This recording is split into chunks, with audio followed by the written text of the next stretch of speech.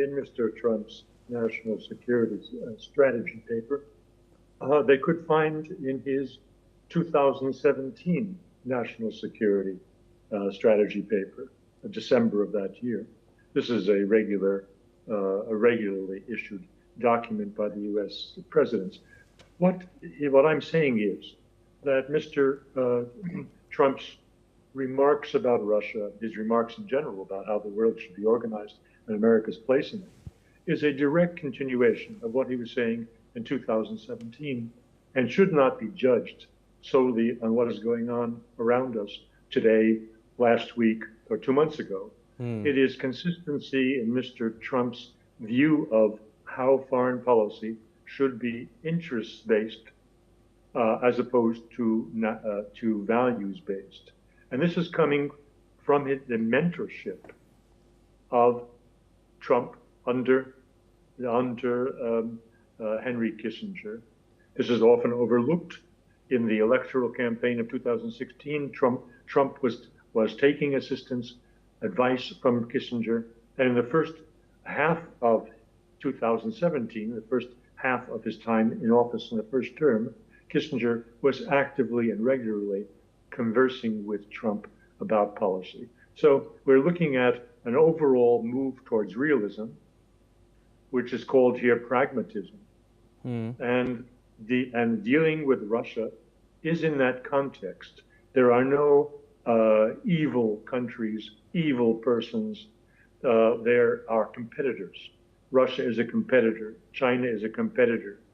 Indeed, in the document, if you look closely, there are things that are very helpful to reintegrating Russia into the Western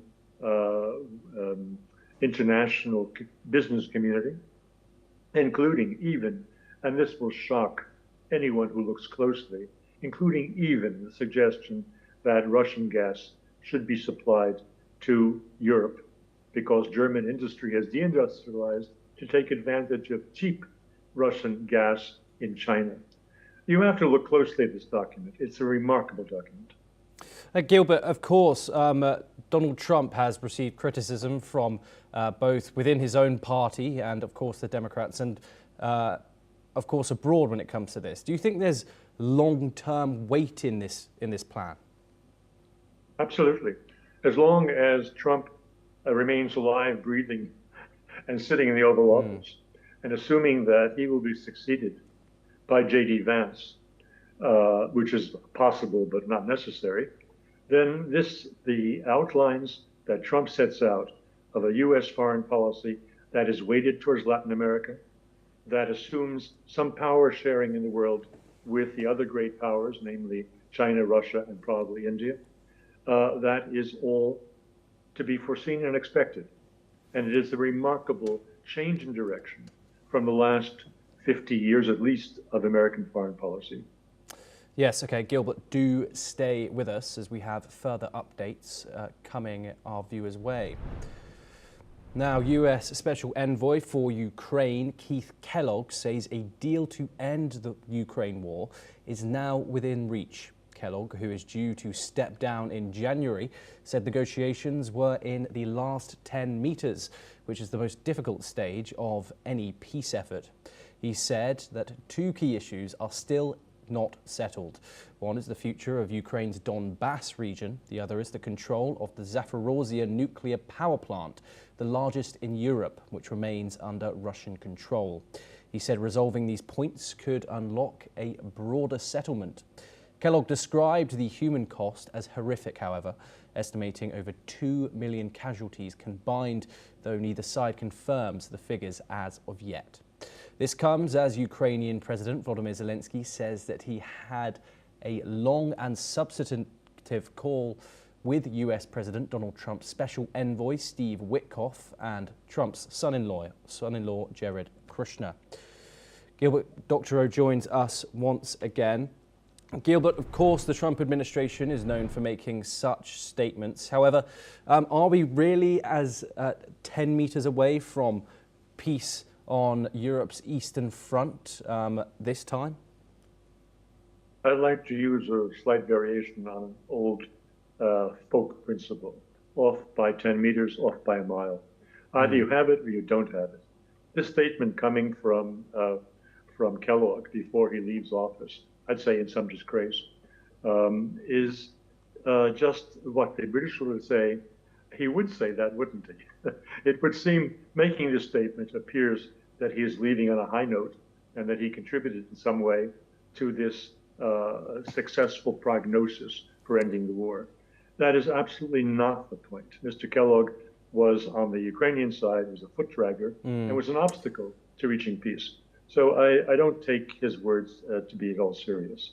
Gilbert, what more can you tell us about Keith Kellogg? Of course, you said he's outgoing, and you said that he was originally on the Ukrainian backing side. Yes. Does this mean further positive? Does this mean that there really is some hope for peace in Ukraine? Mr. Trump is very careful to orchestrate the people around him to confuse totally where he's headed, where he's taking the United States. That he kept Mr. Kellogg, or General Kellogg, on board was precisely to mislead his enemies in the European Union and domestically in the United States, to let them think that perhaps he was following the advice of General Kellogg, who was generally pro-Ukrainian. That was all nonsense. Mr. Kellogg was there as window dressing, not because the views that he espoused were taken seriously by Donald Trump.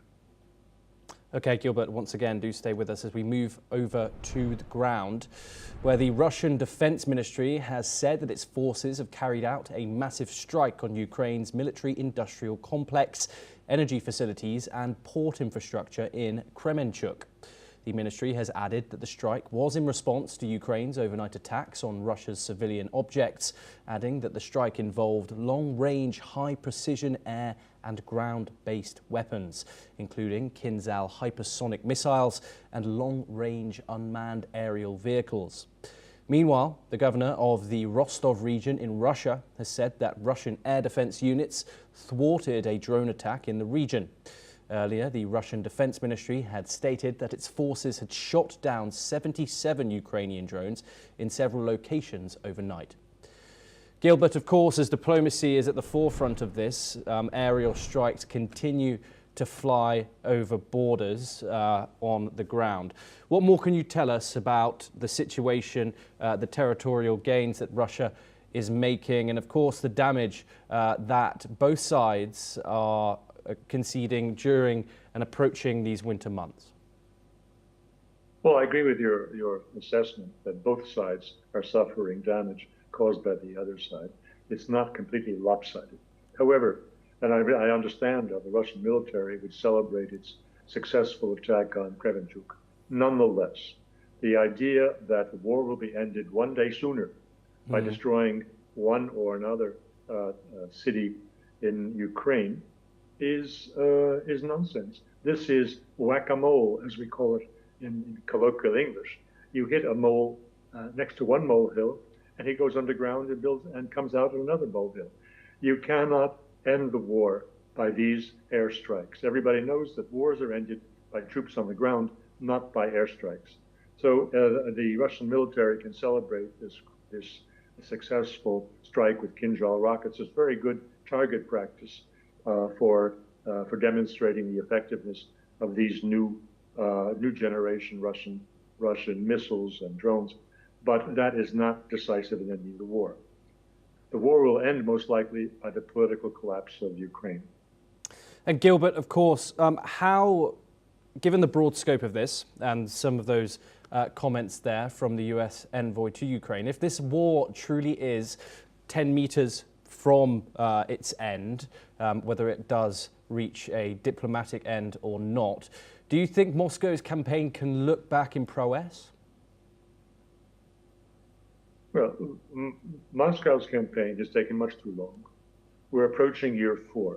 If other methods had been used rather than this war of attrition, it could have been ended in a matter of weeks, a few months, going back to 2022, even with the interference, the malignant interference of the British and other Western Westerners who persuaded Mr. Zelensky that they would provide all necessary assistance and he could push back the Russians. Notwithstanding that, if the Russians had used not one-to-one force ratio when they staged their invasion, but the normal military configuration of 3-to-1 advantage over the defending side, then the war would not be going into year 4. So the Russians have a lot of things to be happy about. After all, they are winning, and after all, Ukraine is losing. But this has taken much too long. Many more soldiers and others have died in a war that could have ended much sooner. And what about the long-term repercussions of it? We've just heard Keith Kellogg say 2 million fatalities on both sides. We don't know the exact number of that, of course. I'm sure we won't for a very long time. We do, however, know infrastructure damaged severely on both sides, along with civilian infrastructure, as you've mentioned. The long term of this conflict, what are your thoughts? Well, of course, the ratio of how many of those 2 million, he's probably right about 2 million, but he's letting the audience assume that it's 1-to-1, the 1 million Russians, this nonsense. It's probably more like 1,000,005, 1,000,007 Ukrainians have died or have been maimed for life, and say 300,000 or 400,000 Russians have died or been maimed for life. These are terrible numbers. At the same time, I point out that it's not as though it's one generation is being wiped from the face of Ukraine. People speak blithely as if, this is a war that's being fought by the young. Well, they just don't watch television. They don't see who's doing the fighting. On the Ukrainian side, most of the POWs that are interviewed by Russian television look like they're in their late 50s or 60s. They are not the fresh youth of Ukraine. The fresh youth of Ukraine is here drinking in bars in Brussels, not fighting the war in the trenches. So for Ukraine, this is a devastating loss of males across all age groups, which it will take them a long time to recover from. Gilbert Doctorow, thank you very much for joining us here on NewsX World. It's always a pleasure to talk to you here on the programme. We now move on to our next story, and former US Secretary of State Hillary Clinton has said that she is quite concerned about US President Donald Trump's second term's foreign policy, arguing it marks a shift away from what she called core American values. Speaking on a panel at the Doha Forum in Qatar, she accused Trump of effectively supporting Russia's invasion of Ukraine by rarely criticizing Russian President Vladimir Putin and pressuring Kyiv towards a ceasefire deal that she said would leave it vulnerable to further Russian aggression. Let's take a listen in to her statements. Well, for example, supporting Russia's invasion of Ukraine, both in an affirmative way by very rarely criticizing Putin for the brutal war that he has waged on the Ukrainian people, and then, attempting to try to coerce the Ukrainians into accepting a negotiated ceasefire and peace deal that would be, by any objective measure, leaving them vulnerable to further Russian activity. Remember, Russia has been in Ukraine since 2014, so this didn't start in 2022. Now let's move away from Eastern Europe and head to the Mediterranean Sea, where 17 men have reportedly died after a migrant vessel was found drifting off the Greek island of Crete. 2 survivors are also critically injured and have been hospitalized.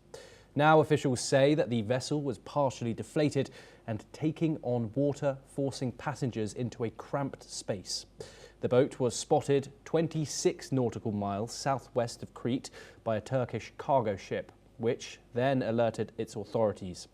Moreover, Greek Coastguard and EU Frontex teams too rushed to the scene, with the EU Frontex agency sending an aircraft and a helicopter to aid in the rescue effort.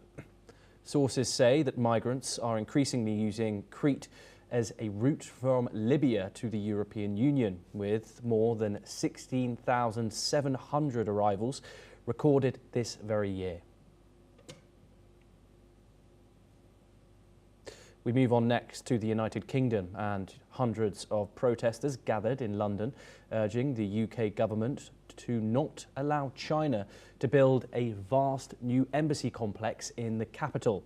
The site, once home to the historic Royal Mint, was purchased by Beijing in 2018 for a reported $327 million. But years of delays have stalled approval, with the latest decision now set for January the 20th. Demonstrators say the proposed embassy could become a hub for surveillance and intimidation, particularly targeting Hong Kongers living in the UK. One doctor, originally from Hong Kong, warned that activists fear the compound could be used not just for espionage, but even for unlawful detentions. The government has not commented on the renewed concerns, but campaigners are urging the UK government to block the project entirely. Let's listen in to what some protesters had to say. And we are concerned that the new embassy in London is going to become a center of espionage, but also a center of illegal arrests for Hong Kongers like me who have been involved in anti-Chinese demonstrations and anti-Chinese protests in the past and also at present, as well as Hong Kongers who have come across to Britain to seek refuge since the 2019 demonstration and the suppression afterwards as well. I worry about the whole UK in a sense, because the Chinese government is doing everything to infiltrate into everybody, including Hong Konger or anybody who actually can come from the mainland China too. So, or anybody, they just spied on anybody. We move back over to the east of the continent for another update. And in Ukraine, the central city of Kremenchuk was hit by a combined overnight airstrike, knocking out power and water across several districts. The mayor says Russian drones and missiles targeted key infrastructure, triggering fires and major damage. Kremenchuk, an industrial hub on the Dnipro River and home to one of Ukraine's largest oil refineries, has now been repeatedly attacked. City crews are working to restore electricity, water and heating while officials assess the full impact. Ukraine's Air Force issued multiple warnings overnight as Russian forces intensified long-range strikes ahead of winter, aiming to pressure civilians and disrupt industry.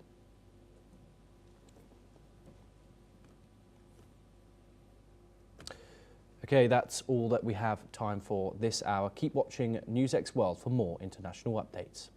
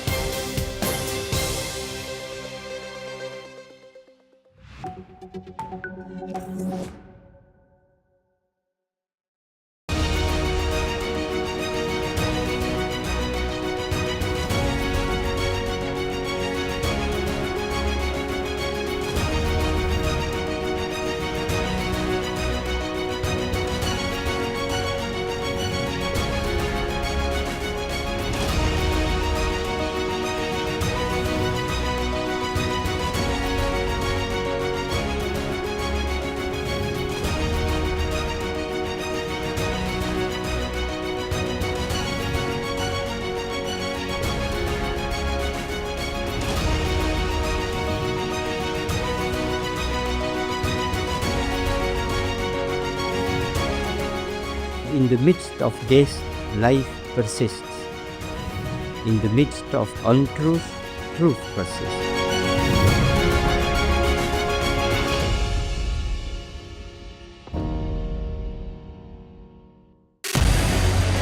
What we can do as the Interparliamentary Union to strengthen democracy, to promote human rights, to ensure that humanitarian law is respected. UN Security Council needs a makeover, a comprehensive reform, and India deserves a position there, a role there.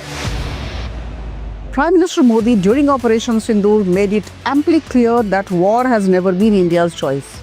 We are with the side of peace We are neither neutral nor indifferent. We are with peace.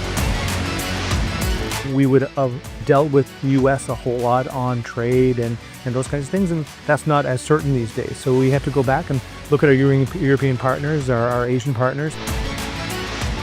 An opportunity to exchange, to have a dialogue, to have a debate on a different perspective on finding the solution of the conflict.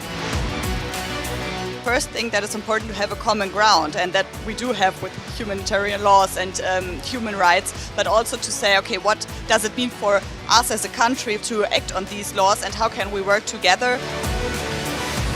When we realize that there's something wrong with democracy, the institutions and policies, values come together and we take stock, and it's possible then to improve and chart a new course for democracy. It's the people's right to self-determination, and if they want to be independent, they should be independent. We will not start a war against Greenland.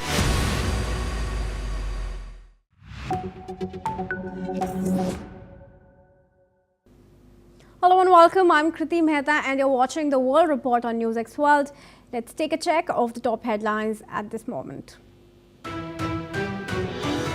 U.S. Defense Secretary Pete Hegseth doubled down on his defense of U.S. military strikes on alleged drug cartel boats in the Caribbean, arguing President Donald Trump has the power to take military action as he sees fit and dismissing concerns that the strikes violate international law.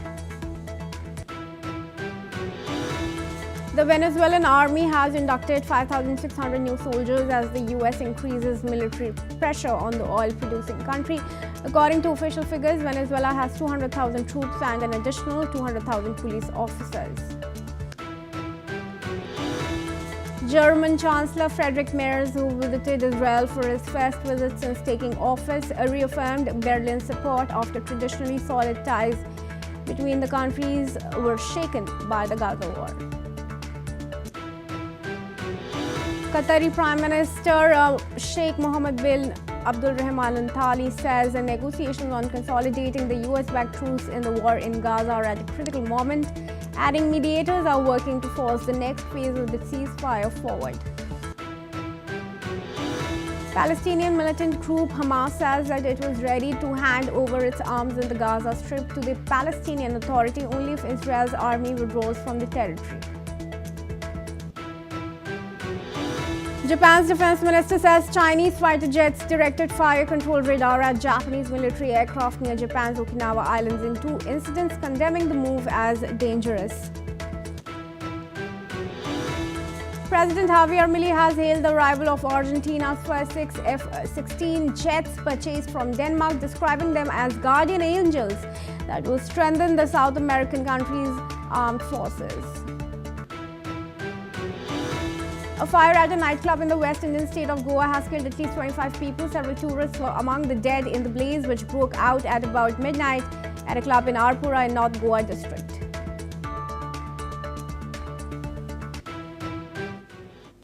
And viewers, let's tell you that the United States Secretary of Defense, Pete Hegseth, has defended the United States Navy's controversial military strike in the Caribbean. The operation carried out on September 2 initially struck a suspected drug boat, killing 11 traffickers. Survivors from the initial strike were killed later in a follow-up attack, raising questions about the legality of the operation and whether Hegseth bore responsibility. Hegseth said he was not present for the duration of the strike and denied reports that he ordered the killing of anyone on the board. He also stated that his decision has not yet been taken on whether to release the full footage of the operation. The remarks come amid growing scrutiny from critics concerned about the rules of engagement and accountability in United States military actions abroad. Listen in. So once we got to the point where a strike was imminent, I had taken the decision responsibility up to my level. Not many military decisions should be made by the Secretary of War. I believe in deferring those decisions to local commanders as much as possible. But because of the strategic implications of the first few strikes, I wanted to hold that decision at my level. And the briefing that I received before that strike was extensive, exhaustive, I would say, as each one is since. On the military side, on the civilian side, lawyers, intel analysts, red teaming, every aspect. What do we know? What do we know about their affiliation? A lot of things I can't share in this room to give us the kind of confidence that we know where this is coming from, who's driving it, who's on it, what their intentions are, where it's all the details you need to strike a designated terrorist organization, which is an important thing to remember at the top of all this. The president has designated these as terror organizations, poisoning and threatening the American people, making them a target just like Al-Qaeda. So in that room, in that moment, it was, I can't remember exactly how long it would have been, 20, 30 minutes of a preview of exactly what's going on. And my job was to say, execute or don't execute. So I was satisfied with the strike criteria, yes. Saw the strike itself, which all of you have seen. There was probably 30 or 40 minutes, is what I've been told, of dust, and it was on fire for a long time after that. I stayed for probably five minutes or so after, but ultimately at that point it was a tactical operation, and so I moved on to other things. I shouldn't be fighting tactics as the Secretary of War, so I moved on to other things. Later on, a couple hours later, I was told, hey, there had to be a reattack because there were a couple folks that could still be in the fight, access to radios, there was a link-up point of another potential boat, drugs were still there, they were actively interacting with them, had to take that reattack. I said, Roger, sounds good. From what I understood then and what I understand now, I fully support that strike. I would have made the same call myself.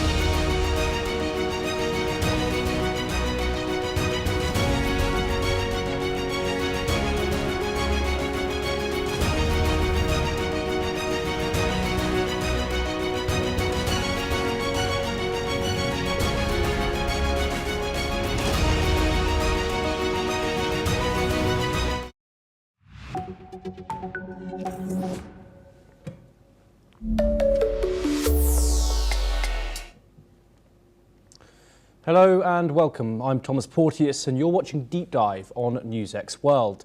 Today we're going to delve into one of the most critical and contentious elements of any lasting peace in the Israeli-Palestinian conflict, the proposed disarmament of Hamas.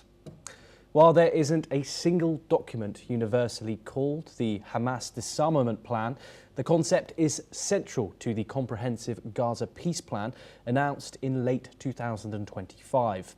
This plan outlines a multi-phase approach, with Hamas's disarmament being a cornerstone for future stability and governance in the Gaza Strip. It's a complex issue, fraught with political, ideological and security challenges from all sides. Let's begin by breaking down what the proposed disarmament actually entails. Firstly, and most fundamentally, the plan insists upon the total disarmament and demilitarization of the Gaza Strip.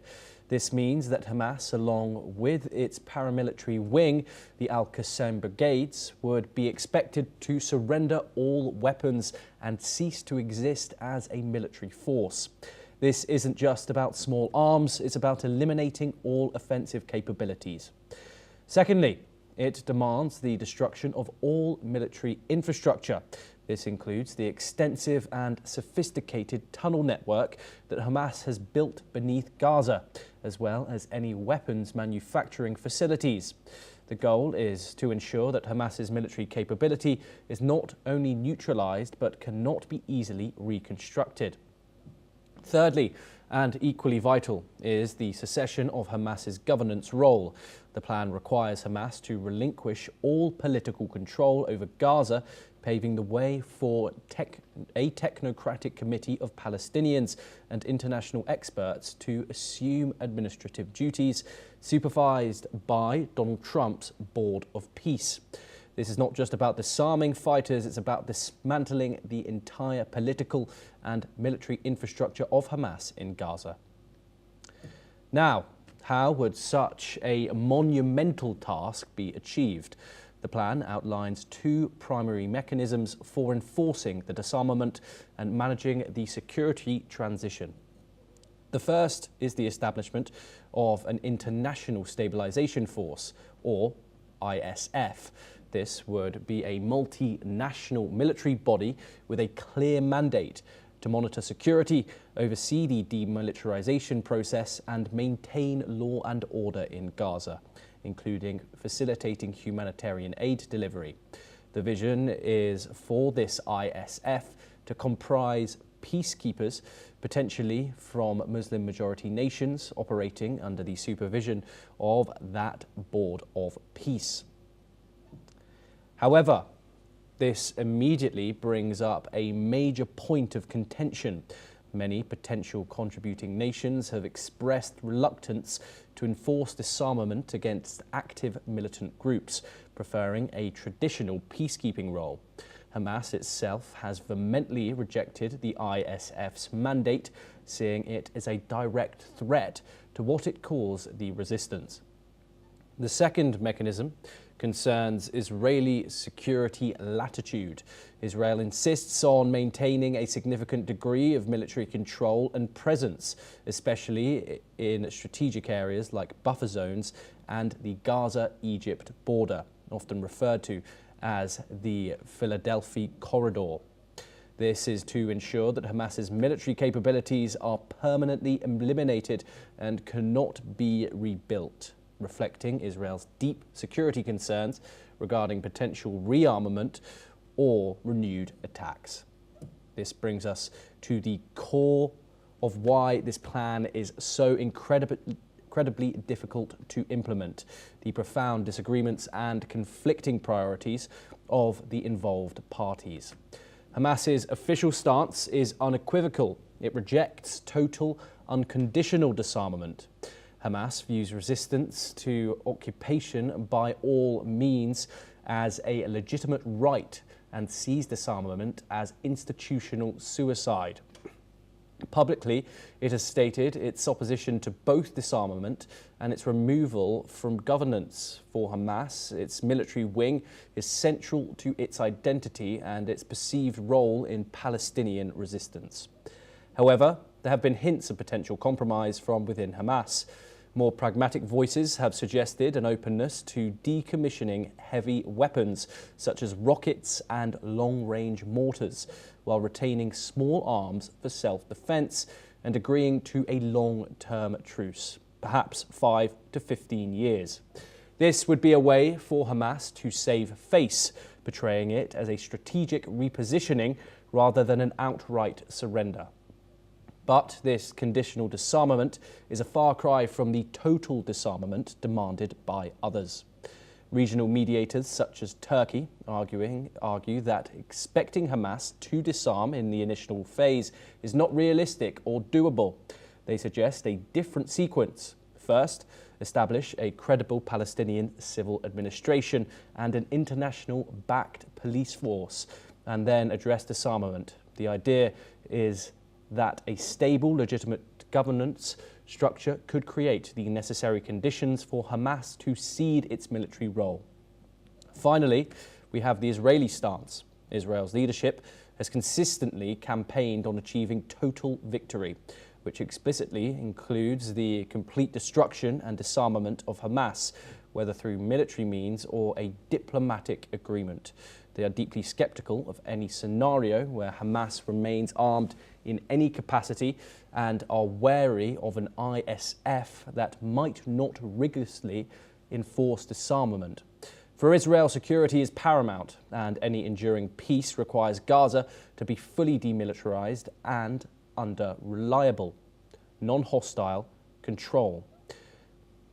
Now, joining us for a deeper conversation is Mark Sutherland, an international affairs expert. Mark, thank you very much for joining us here on The Deep Dive. It's a pleasure to talk to you. Let's first start on this huge update today. The fact that Hamas says that it will indeed disarm and give its weapons over to a Palestinian authority if Israeli occupation comes to an end. Your thoughts on how realistic this is? Thomas, good to be with you. I don't know how long we've got, but I sense that we don't have hours to go through this. So let's go to this. We've got to remember what happened on the 7th of October 2023. We also have to look at the Hamas Charter, where it talks about, in their eyes, they just want to wipe Israel off the face of the earth. Go and read the Charter. The concern, understandably, is, and I am also watching the Doha Forum, thanks to people passing on information plus looking at it. But the concern is this. The peace plan says complete disarmament of Hamas immediately. I note what you have just said, where they will hand over to the PA or hand over to another authority. But the problem is, if you do that, then that authority also then believes in, when it uses the term occupation, Israel is not in Gaza. The reason why, the IDF is in Gaza is because after the attacks on the 7th of October 2023, they withdrew from Gaza 2005. The Hamas were then voted in 2007. I'm sorry to have to go over history, but we have to bear all of this in mind. And the concern, understandably, on the Israeli side is that, oh, well, who are you then handing over to? And then the ideology will be exactly the same, but it comes back at you in maybe slightly different uniforms, slightly different weapons, but it's exactly the same. At the moment, Israel has 53% on that yellow line is in control of Gaza. You then have a terrorist organization that has been running Gaza, which, with the ideology, we look at all the attacks, having stood in the kibbutzim near us, myself on the ground, my boots on the ground. You then have to go there and look for yourself of what has gone on, and not forget, sadly, what happened with the appalling atrocities that were carried out on that day. So no wonder where 1,200 Israeli citizens were killed and 251 hostages taken. No wonder that the Israeli government, the IDF, will then have their stance. When they say disarmament, they mean disarmament. Now, at the Doha Forum and others, and also with what Turkey is saying, that now, and we may go on to discuss this, e.g. disarmament happens before any, if it gets that far, of any other country putting troops on the ground to then see this force and then creating this governing board of governors. And at the moment, it seems that Turkey, who is the only country, which is rather interesting, we can expand that is then willing, that is then saying to put soldiers on the ground in Gaza. Thomas. Yes, given the current government, of course, we have Israeli elections coming out next year. You, of course, have Bezalel Smotrich saying that Gaza is a great real estate opportunity. This is the finance minister we're talking about. He's talking about building real estate on the Gaza Strip, and now Hamas has said that they want total Israeli occupation to end, and then they will give their weapons over this Palestinian Authority. Given the current government, of course, Donald Trump has shown that he has put pressure on Benjamin Netanyahu. How likely is it that we will see disarmament here, especially under the Benjamin Netanyahu government? The issue, well, I would respectfully say that I'd also like to think that if the Benjamin Netanyahu government, if the Prime Minister Netanyahu then lost the election, that whoever came in after him would also have the Israeli defense, the defense of Israel as the number one priority. Remember that after the 6-Day War, which Israel did not start in '67, they then wanted to hand back that territory back to Egypt. Egypt then refused. We look at all the unfolding because it's then being used as a piece of land to then constantly beat Israel with. The issue is this: there was a chance, 2005, under the American administration, under the pressure from then in regard to their foreign policy, Israel withdrew. They withdrew. There were wonderful sort of businesses there in regard to exporting flowers, fruit, etc., that were there that the Gazans, people living in Gaza, could have then taken and made good use of. But unfortunately, over time, all those pipes, all that infrastructure was then either destroyed, burnt down, or turned into military use within their ideology, and then rockets then started coming over the border. This has to be always constantly borne in mind in regard to the Israeli security.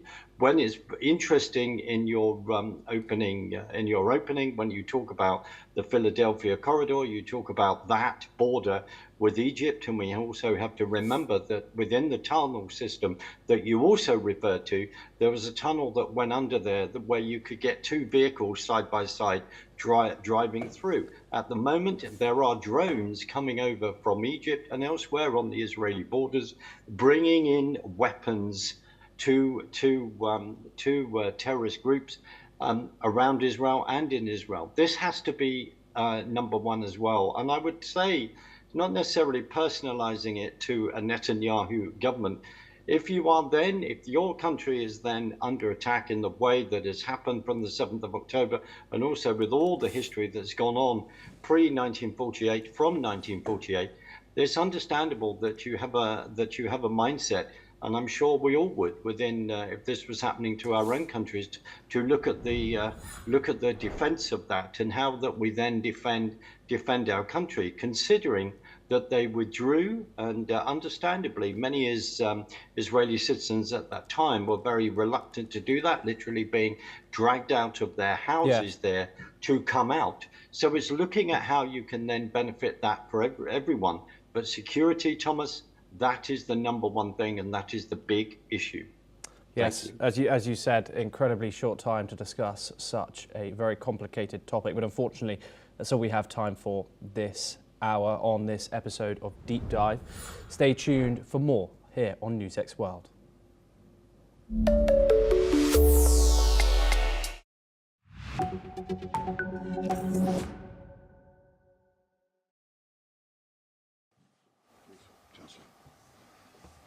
Vielen Dank. Ja, meine Damen und Herren, zunächst möchte ich dem Premierminister von Israel, Benjamin Netanyahu, sehr herzlich Dank sagen für die Gastfreundschaft und für das sehr ausführliche und sehr lange Gespräch. Dies ist nicht mein erster Besuch hier im Haus, aber das ist mein erster Besuch als Bundeskanzler und insofern ein besonderer Antrittsbesuch. Ich komme als ein Freund des Landes, als ein Freund Israels, der weiß, dass die Freundschaft zwischen Deutschland und Israel unendlich wertvoll und kostbar ist. Und sie wird auch niemals selbstverständlich sein. Und wir werden immer auch an die Vergangenheit denken, wenn wir uns in der Gegenwart treffen und über die Zukunft miteinander.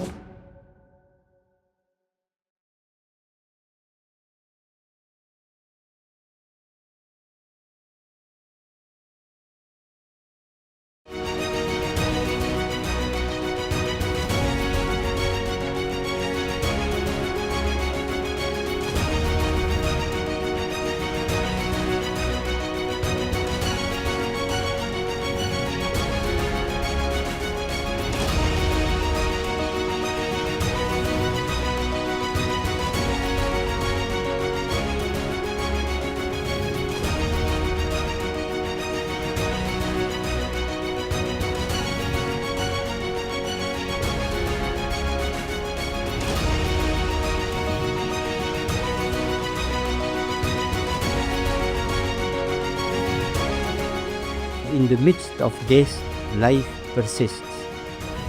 In the midst of untruth, truth persists.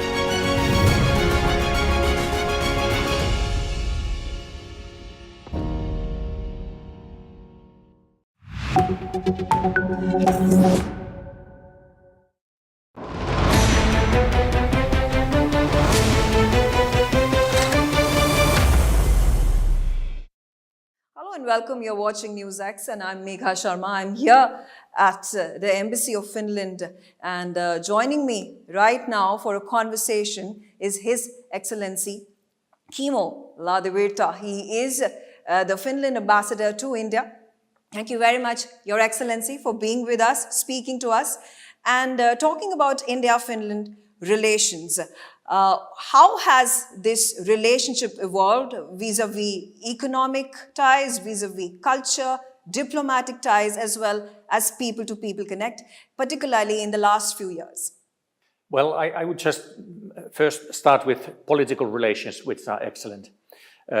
Economic relations are also very good in the sense that our trade volume is about 3 billion euros altogether, counting both import and export of goods and services, and the trend is positive.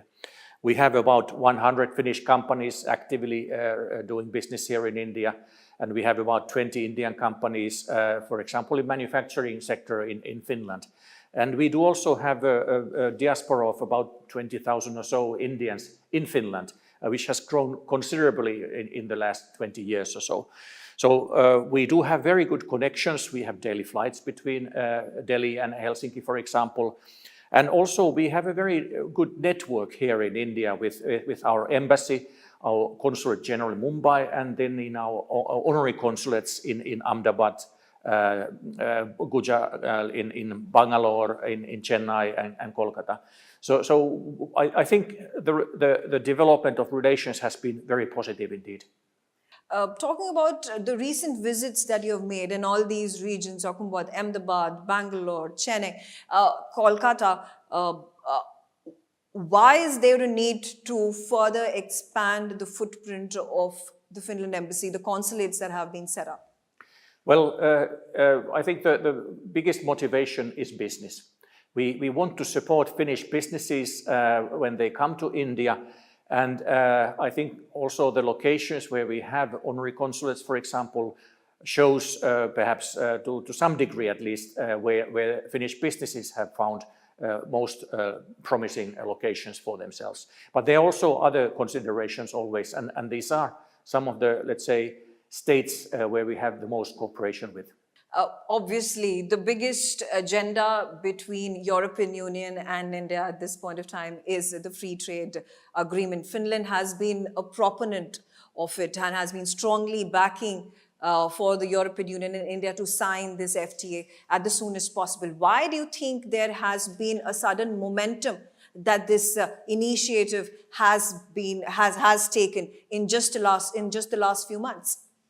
Well, I think the geopolitical situation in the world has emphasized the need for predictability and reliable supply chains. And I do feel that Europe and India have a lot to offer for each other, for a mutually beneficial relationship. And that also is the same for Finland, that we see a lot of very good potential in India. And we really see it important that we can develop the relationship so that the business environment is predictable, tariff levels are lower than they have been, and that really the relationship between EU and Finland included can actually obtain its full potential. So that's why I think it's very, very important and very positive also that EU and India are now closing in the negotiations, hopefully.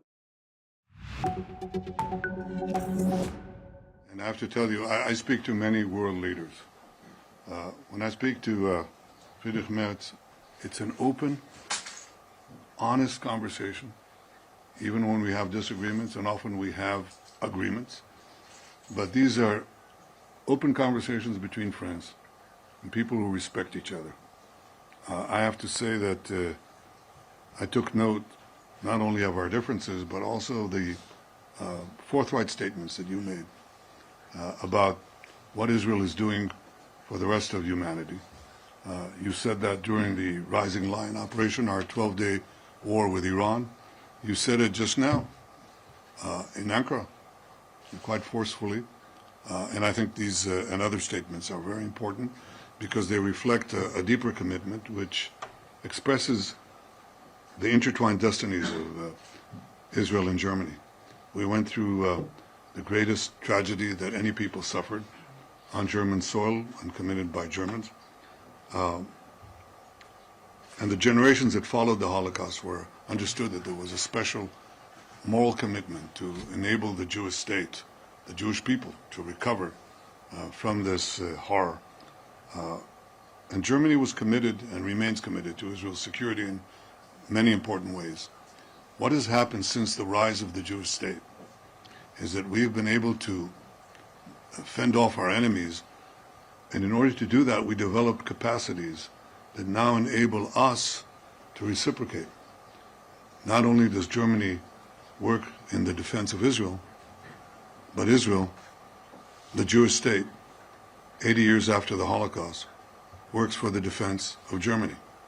And that is a historical change that comes at the time of great international turbulence and change. We discussed the ways that we can continue this defense cooperation in a changing world, but it's not only cooperation in military matters.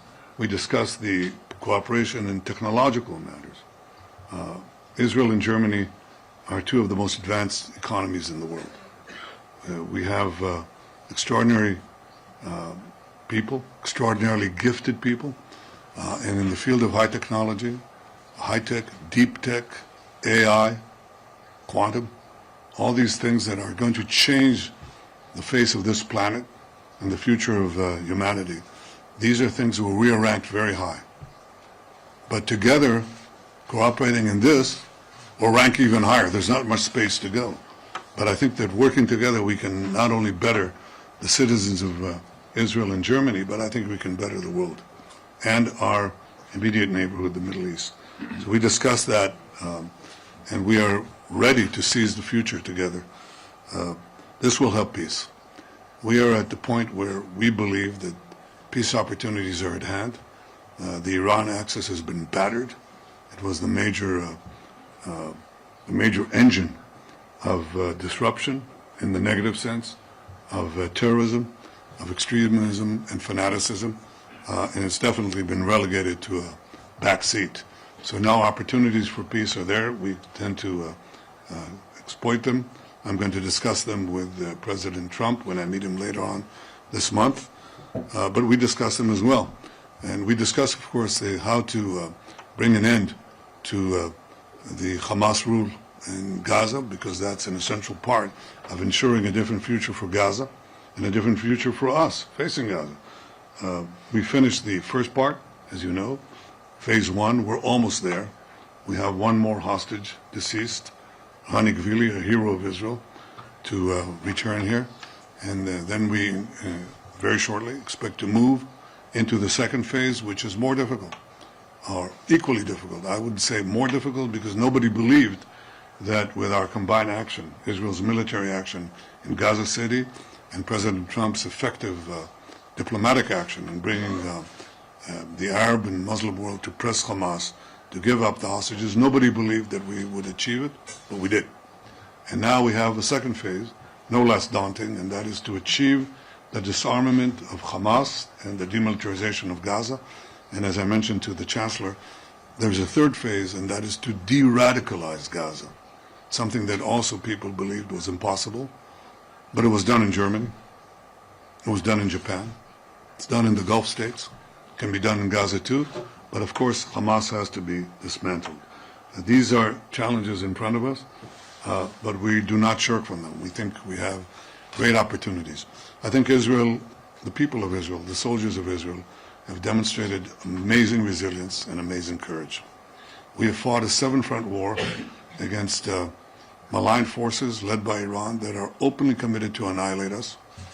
This, 8 decades after the Holocaust, an openly declared attempt to annihilate the Jewish state. Imagine that you had an openly declared attempt to annihilate Germany, or an openly declared attempt to annihilate France, or Austria, or any other country. Israel, faced with that, obviously mustered its resources and fought a just war with just means. We are undergoing vilification on a historic scale for the last 80 years, but not for the Jewish people. We've been maligned through centuries.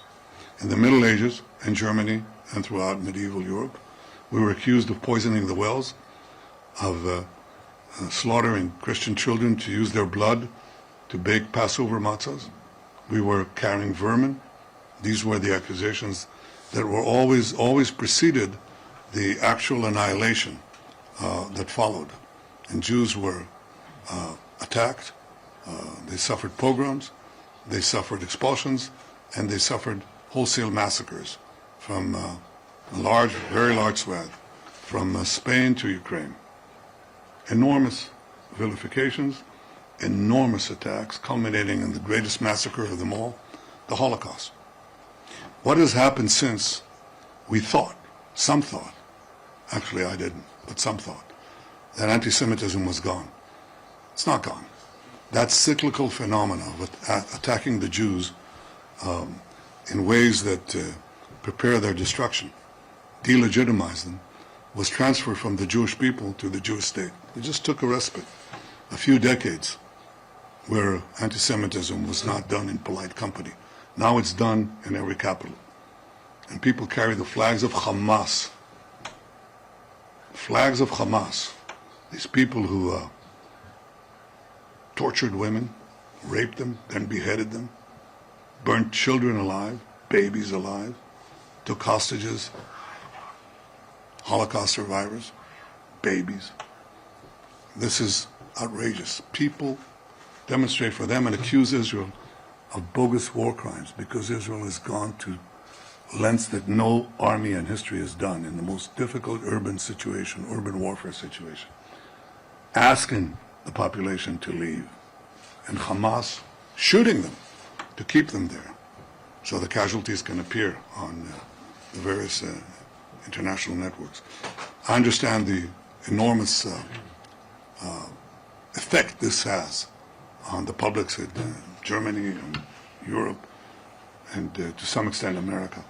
But I will tell you, as I told the Chancellor, there's one big difference. We may not be able to control that, but we have changed Jewish history in the sense that those who vilify us can no longer annihilate us. Because when they come to do that, as they did on October 7th, we roll them back.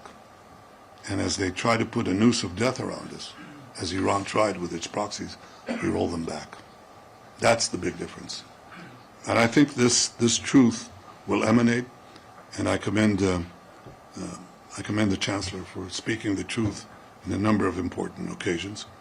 But we still have a job to do to explain what it is we're fighting, how we're fighting it, and why we're doing what we're doing is not only for our defense, but for Germany's defense, and the defense of free societies everywhere, and I will say our non-radical Arab neighbors as well. In fact, they understand it better than most. On the question of two states, no, we have a different point of view, obviously, because the purpose of a Palestinian state is to destroy the one and only Jewish state. They already had a state in Gaza, a de facto state, and it was used to try to destroy the one and only Jewish state. We believe there's a path to advance a broader peace with the Arab states and a path also to establish a workable peace with our Palestinian neighbors. But we're not going to create a state that will be committed to our destruction at our doorstep. And as you know, Israel is gigantic. It's 50 kilometers wide, 70 kilometers wide at its widest point. And we are obviously going to take care of our security.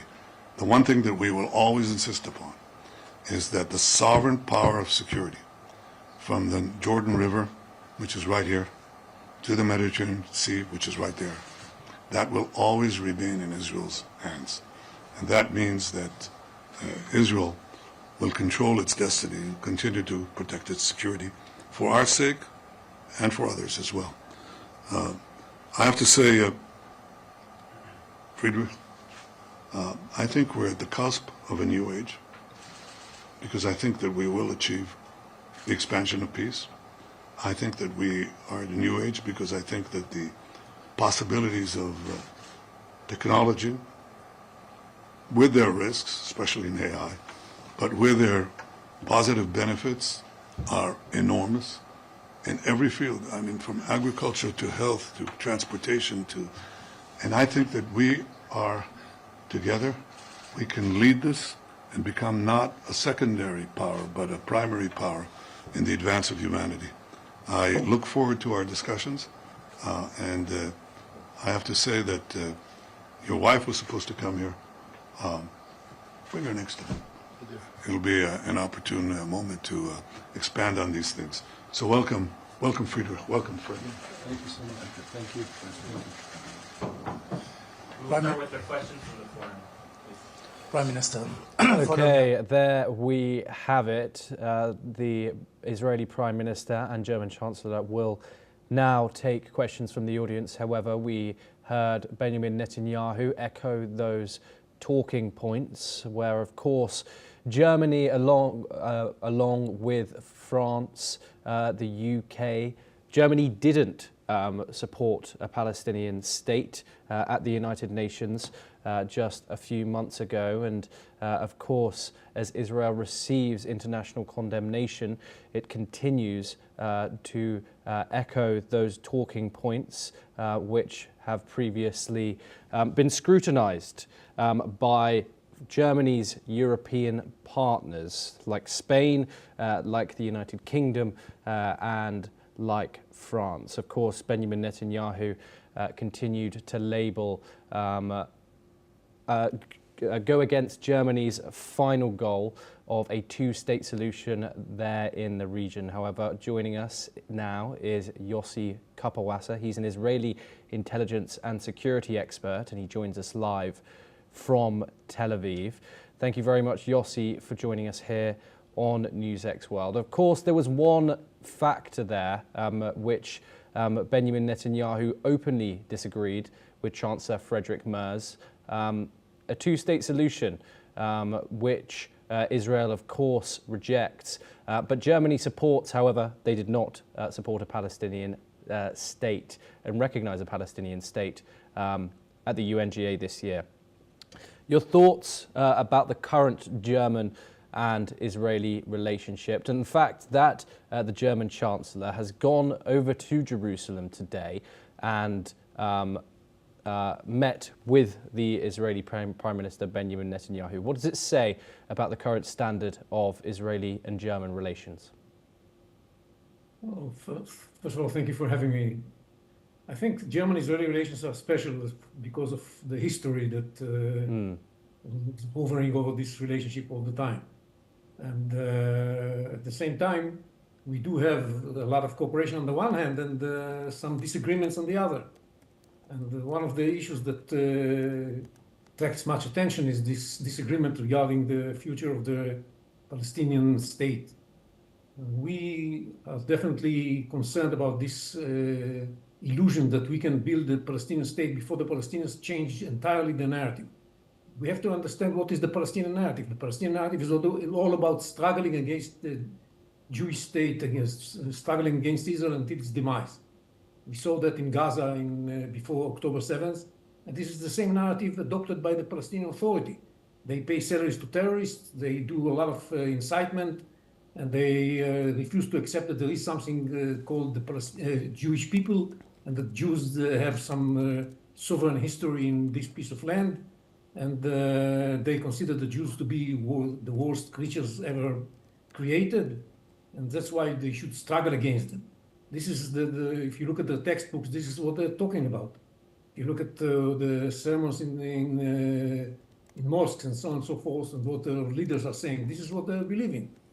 So having them, letting them have the capability to establish a state of their own that would be used in order to struggle against Israel makes no sense from an Israeli point of view. We have to understand that. And we had an unbelievable example to what's going to happen with October 7th. So, of course, Israel is very concerned. The Trump plan, is aware of that, and that's why it says that the consideration of a pathway towards Palestinian self-determination that may take the shape of statehood is dependent on the reforms in the Palestinian Authority. And once the Palestinians recognize that there is a Jewish people, that the Jews had history in the land of Israel, that the Jews are not the worst creatures on earth, and that you should stop struggling against and fighting against the existence of the state of Israel, then there can be a chance of moving towards a Palestinian statehood. But the urge to move in this direction before this happens, that characterizes what France and Spain and Ireland and others, the United Kingdom, did by recognizing a Palestinian state, is giving rewards to the Palestinians before they went through any reforms. And the interesting thing is that by adopting the Trump plan in the Security Council, in Resolution 2308, the international community recognized that there is no such thing as a Palestinian state at the present. And it should be established only once the Palestinians go through those reforms that they refuse to, of course, implement. So it makes a mockery of this recognition of a Palestinian state, because the resolution states that there's no such state, and it will be considered in the future.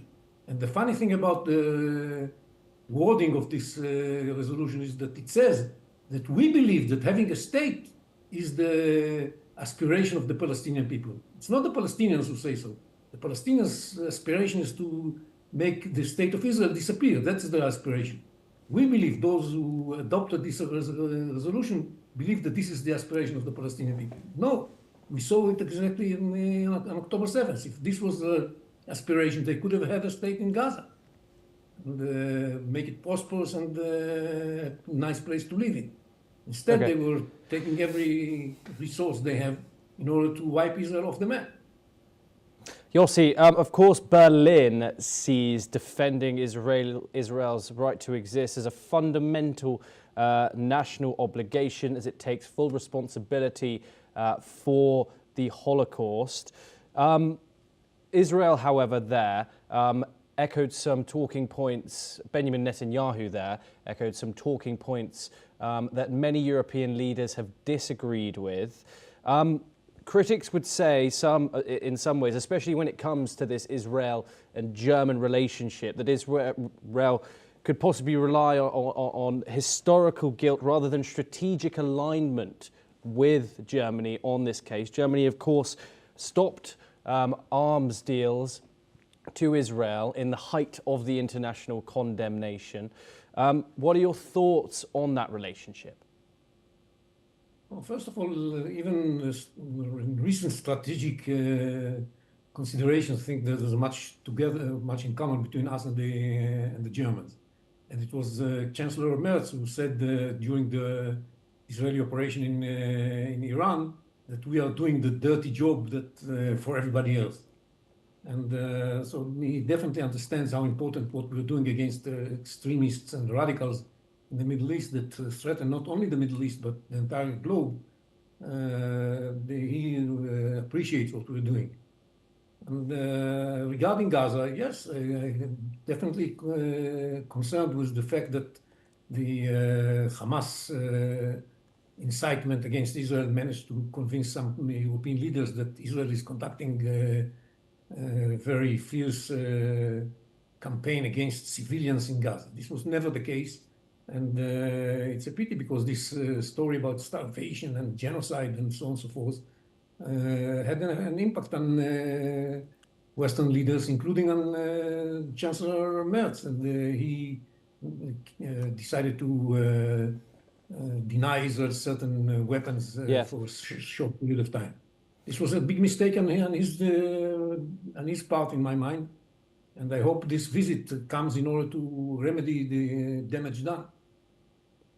Yossi, of course, Germany has been publicly critical of the civilian casualties which occurred during the Gaza war, 70,000 of which Palestinians died. Do you think that criticism matters to Israeli policy? And is Israel worried about losing Germany's reliable vote at the United Nations? No, because of two reasons. First of all, Israelis know that these are lies. Israelis who are involved in this fighting, they know these are lies. And we believe that at the end of the day, truth is going to prevail. So we believe that eventually the Westerners who know better to judge what is true and what is a lie, will understand that these were lies that they will pray for. And I believe this is going to be true also with Germany. Secondly, there is this historical layer that you mentioned, and I spoke about as well. It is important in our relations with German people and with Germany as a state. And their commitment to Israel's security is profound. And we actually also committed to their security, not only by fighting the radicals and the Islamists here, but also by supporting the capabilities of the German military and we've just sold the Arrow 3 to Germany as a defense system against ballistic missiles. And there's a lot of cooperation going on between Israel and Germany, and I think everybody is aware of that. Okay, Yossi, do stay with us as we have further updates to discuss with you. But first, we head to Europe for our next story. And the Russian Defense Ministry has said that their forces have captured 2 villages in Ukraine. The ministry says Russian troops took control of Kerchenivka in Ukraine's northern Kharkiv region and Ravine village in the eastern Donetsk region, marking fresh territorial gains on the ground. The Russian Defense Ministry also claims it carried out what it calls a massive strike on Ukraine's military-industrial complex, energy facilities and port infrastructure in the city of Kremenchuk. Moscow says the strikes targeted transport networks, fuel depots, military airfields and long-range drone facilities. Russian officials say the attack came in response to Ukraine's overnight strikes on civilian objects inside Russia. The ministry added that the operation involved long-range, high-precision air and ground-based weapons, including Kinzhal hypersonic missiles and long-range unmanned aerial vehicles.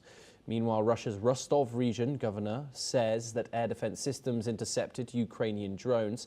And earlier today, Moscow claimed it shot down 77 Ukrainian drones overnight across several regions. Joining us now is Professor Madhav Nalapat. He is the editorial director of the Sunday Guardian. He joins us live from the Indian capital of New Delhi. Thank you very much for joining us, Professor Nalapat, here on NewsX World. Of course, Russia continues to claim gains in Ukraine. However, we have heard diplomatically from the United States that a truce could be very near. Do you think Russia is possibly using claims of these territorial gains as leverage in its diplomacy? Look, the fact of the matter is the Russians were ready to settle in 2022 itself. In April, Prime Minister Modi, in front of President Putin, said this is the era of peace. And unfortunately, our Ukrainian friends decided not to follow that wise advice, and they continue to press on with this conflict. As a consequence, they've lost a lot of precious human life. They have lost a lot of territory, and they're losing more every day as we speak. President Putin has already made it clear he will not stop unless he gets hold of the whole of the Donetsk region, and he intends to keep that.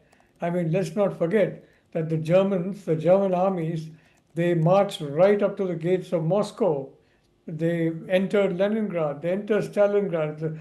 The Stalingrad and Leningrad were the names of those countries at that point in time. And yet, finally, the Russian forces beat them back. This is the kind of people the Russians are. And I wish our Ukrainian friends had heeded the advice of their true friends. Unfortunately, there are people who counsel them to keep fighting on and to keep wasting precious Ukrainian lives in a fruitless cause. Because we have pointed out from the very beginning that this war is lost from the Ukrainian point of view. The disproportionate numbers, both in military as well as in territory, is just too large to be overcome. And unfortunately, let me tell you, Thomas, the world is at risk of moving into an even more wider war, a very, very, very unfortunate development, because there have been some intemperate remarks from inside some countries in Europe, and the Russians have said, if the Europeans want war, we will give them war. And, frankly, that would be a disaster for the whole world, that you have a war between NATO and Russia. And don't forget, Russia is the world's preeminent nuclear power. It's got a lot of nuclear weapons, it's got a lot of advanced weaponry, and it's not by no means an easy force. So I would say the sooner the Ukrainians accept that, and the sooner they accept the terms that are acceptable as present to President Putin, in the next, we don't know. I mean, in 2022, he's accepting much less than what he is demanding now. And if this war goes on, he wants even more. So I wish the Ukrainians now listen to the counsel of Prime Minister Modi, listen to the counsel of President Trump, and end this war. I think that is very important. And frankly, now the only way they can end this war is by ending it on terms acceptable to the Russian side. And if that involves territorial concessions, unfortunately, that's the price Ukraine has to pay for the stoppage of hostilities. So from India's point of view, we strongly urge Ukraine to to accept the Russian terms as they are now and end this war before more precious lives get lost.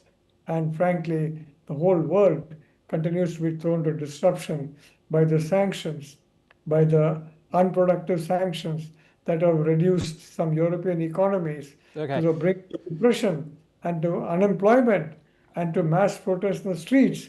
So I think the sooner this war stops, the better it is for the whole world. Thomas. Professor Nalapat, of course, Russia invaded Ukraine. What does it mean for international law if this peace deal is signed with territorial concessions from Ukraine? What does that mean in the long term? Look, I would like to point out that India is a country that's lost precious territory at the hands of two countries, Pakistan and China. Where was this international community, quote unquote, when this kind of land grab took place? Has there been even a single voice of protest? Not at all. In fact, President Macron is now on his way or already there in Beijing, and he is being feted and feasted by President Xi.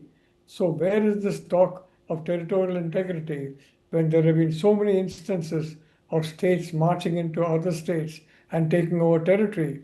Does it matter only because Ukraine is a part of Europe? Is it that to Europeans only Europeans are important and the rest of the world is not important? Sorry, we regard the whole world as important.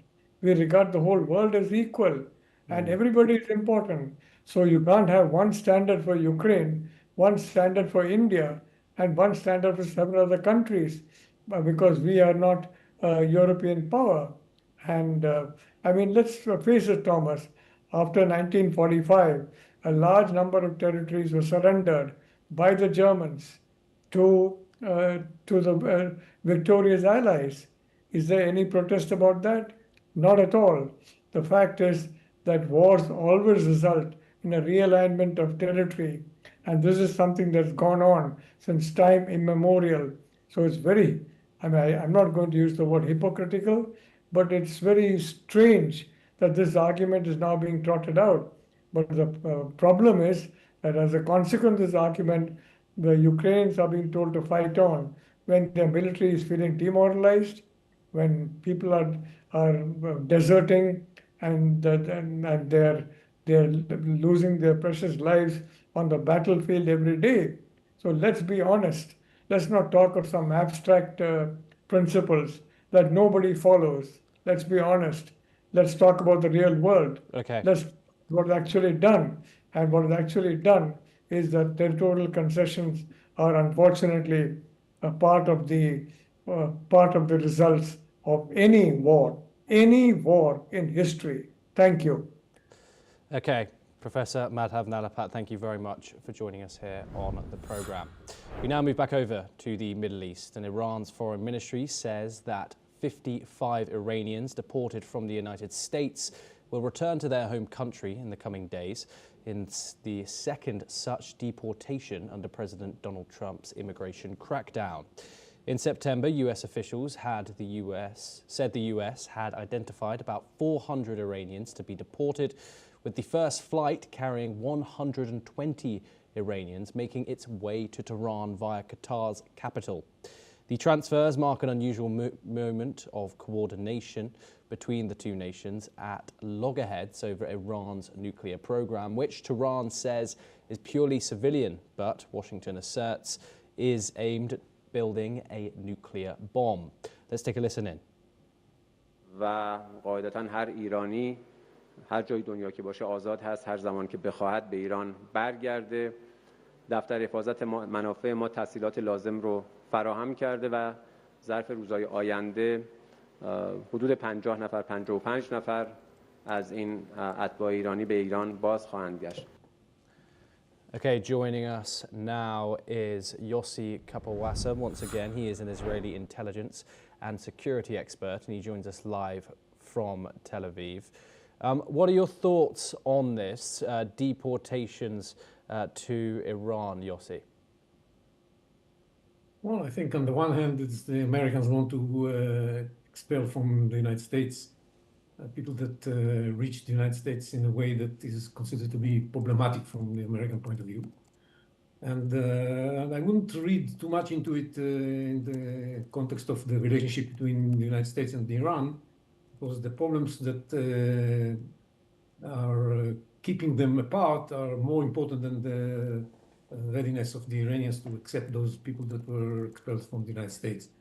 The issue of enrichment of uranium is more complicated, and what the Americans want from the Iranians is to give up on enriching uranium, and the Iranians refuse to accept it. And the pressures that are put on the Iranians may convince them to give up on the issue of receiving those Iranians that are being expelled from the United States, but I'm not sure they are strong enough in order to convince them to give up on enrichment of uranium. Yes, Yossi Kapawasa, thank you very much for joining us here on the programme. Unfortunately, we've run out of time, but thank you very much for joining us. We now move on to some further developments. In Iran's Foreign Minister Abbas Araghchi is preparing for a round of high-level diplomatic visits to Russia and Belarus. Tehran says Araghchi will hold meetings with senior officials in both Moscow and Minsk next week as part of ongoing political consultations. The Iranian Foreign Ministry also confirmed that President Masoud Pezeshkian is set to travel to Kazakhstan and Turkmenistan in the coming days. Officials say full details of the president's itinerary will be announced later by his press team. The visits highlight Iran's push to deepen regional ties at a time of shifting alliances and growing geopolitical tension. Okay, we now move on, but stay in the region. And Israeli soldiers opened fire at a Palestinian teenager who, they claimed, was driving a car at an accelerated pace towards them. They also hit another Palestinian bystander, which the army later clarified was UN uninvolved in the incident, as per Israeli security official reports. The incident took place at a checkpoint in the West Bank city of Hebron. According to the Palestinian state news agency, the bystander was identified as 55-year-old Ziad Nayam Abu Dawood, who was a municipal street cleaner and killed in cold blood while doing his work. Moreover, the driver was identified as 17-year-old Ahmed Khalil al-Rajabi. Well, that's all that we have time for. Keep watching NewsX World for more international updates.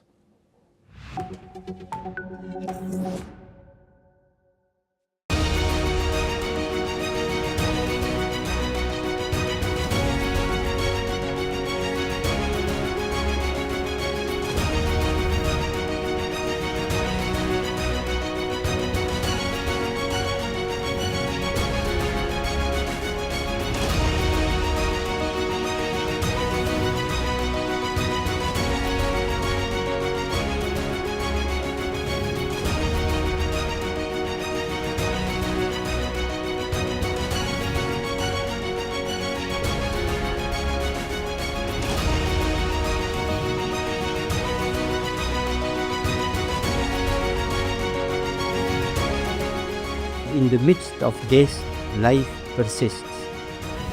In the midst of untruth, truth persists.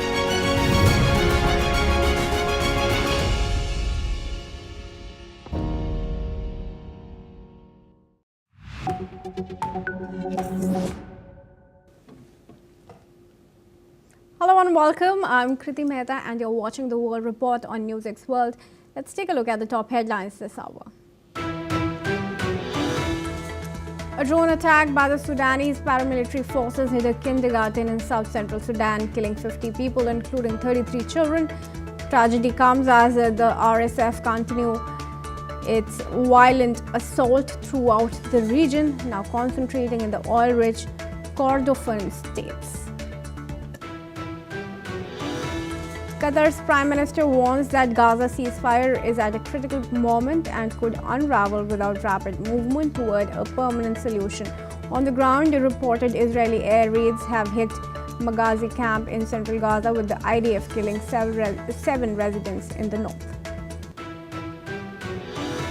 Hamas says it's ready to hand over arms to a Palestinian Authority on the condition of the end of Israeli occupation. The group says that their weapons are linked to the existence of occupation and would accept the deployment of UN forces as a separation force. Russian forces launch an overnight combined airstrike on infrastructure in the central city of Kremenchuk, causing power and water outages as winter approaches. Meanwhile, Russia's defense ministry says that it downed 77 Ukrainian drones overnight as both sides continue cross-border air attacks. Outgoing US envoy to Ukraine says a deal to end the Ukraine war is really close, and remaining issues include Ukraine's Donbas region and one of Ukraine's main nuclear plants. He also claims that both sides have suffered 2 million casualties during the 4-year war. US Defense Secretary Pete Hegseth says he fully supports the second strike on a suspected drug board in the Caribbean and insists he would have made the same decision. Reports say an admiral ordered the follow-up strike to kill 2 survivors, while Hegseth declined to say whether the classified video will be released. Indian authorities order an investigation and offer compensation to victims after a fire killed 25 in Goa state. A fire ripped through a nightclub on Sunday, after which Prime Minister Modi offered condolences. Hong Kong citizens go to the polls in an election where the focus is on turnout, with residents grieving after a deadly fire traumatized the city. Authorities are scrambling to avoid a broader public backlash after the city's deadliest fire in nearly 8 years.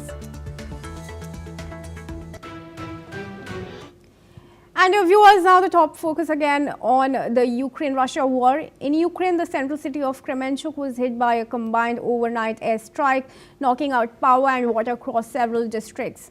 The mayor says Russian drones and missiles targeted key infrastructure, triggering fires and major damage. Kremenchuk, an industrial hub on the Dnipro River and home to one of Ukraine's largest oil refineries, has been repeatedly attacked. City crews are working to restore electricity, water and heating while officials assess the full impact. Ukraine's Air Force issued multiple warnings overnight as the Russian forces intensified long-range strikes ahead of winter, aiming to pressure civilians and disrupt industry.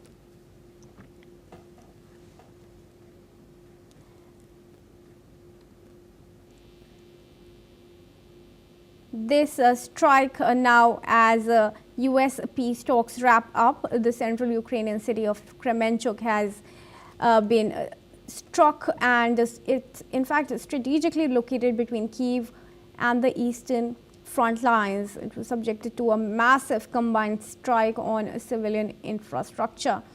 Russia launched a fresh wave of aerial strikes in overnight assault on Saturday, and Kremenchuk, which happens to be a major industrial hub, is the latest to be targeted. The mayor has confirmed the repeated attacks, noting that water, electricity and heat services have been disrupted, but no casualties have fortunately been reported.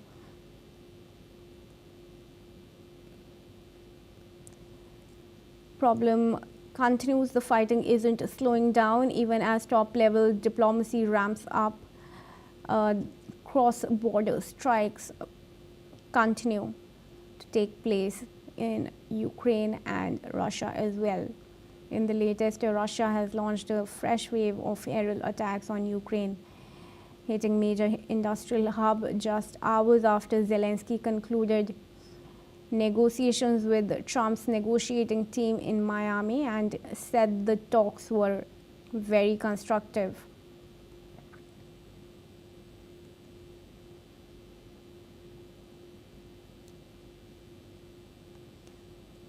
The fresh wave of attacks has in fact stalled peace efforts. Russia now targets infrastructure in Kremenchuk, power and water supplies disrupted.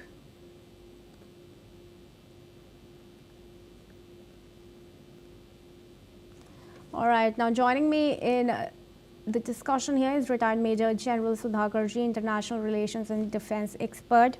Joins us live from New Delhi.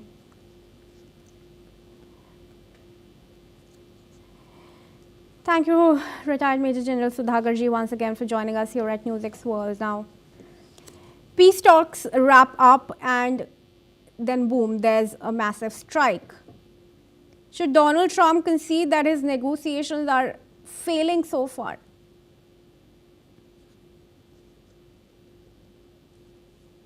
For getting me for your show in matters related to ongoing conflict for more than 3.5 years with such a complex situation to navigate.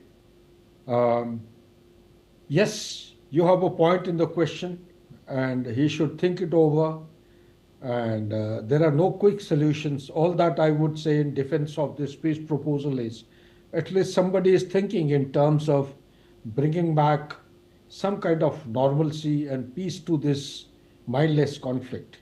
But having said that, we need to identify as to there is a clear indication.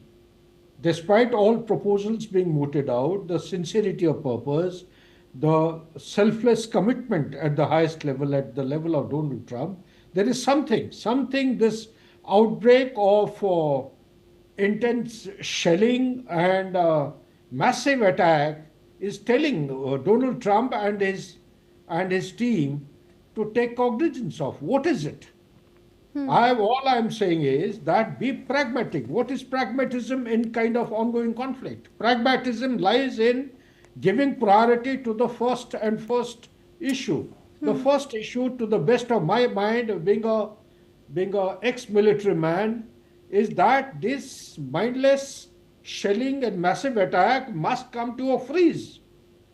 Only then you can make some movement or headway towards the peace. You see, in Alaska, Putin did convey a point that you have the larger peace plan, but to have a larger end state, he's talking about the end state.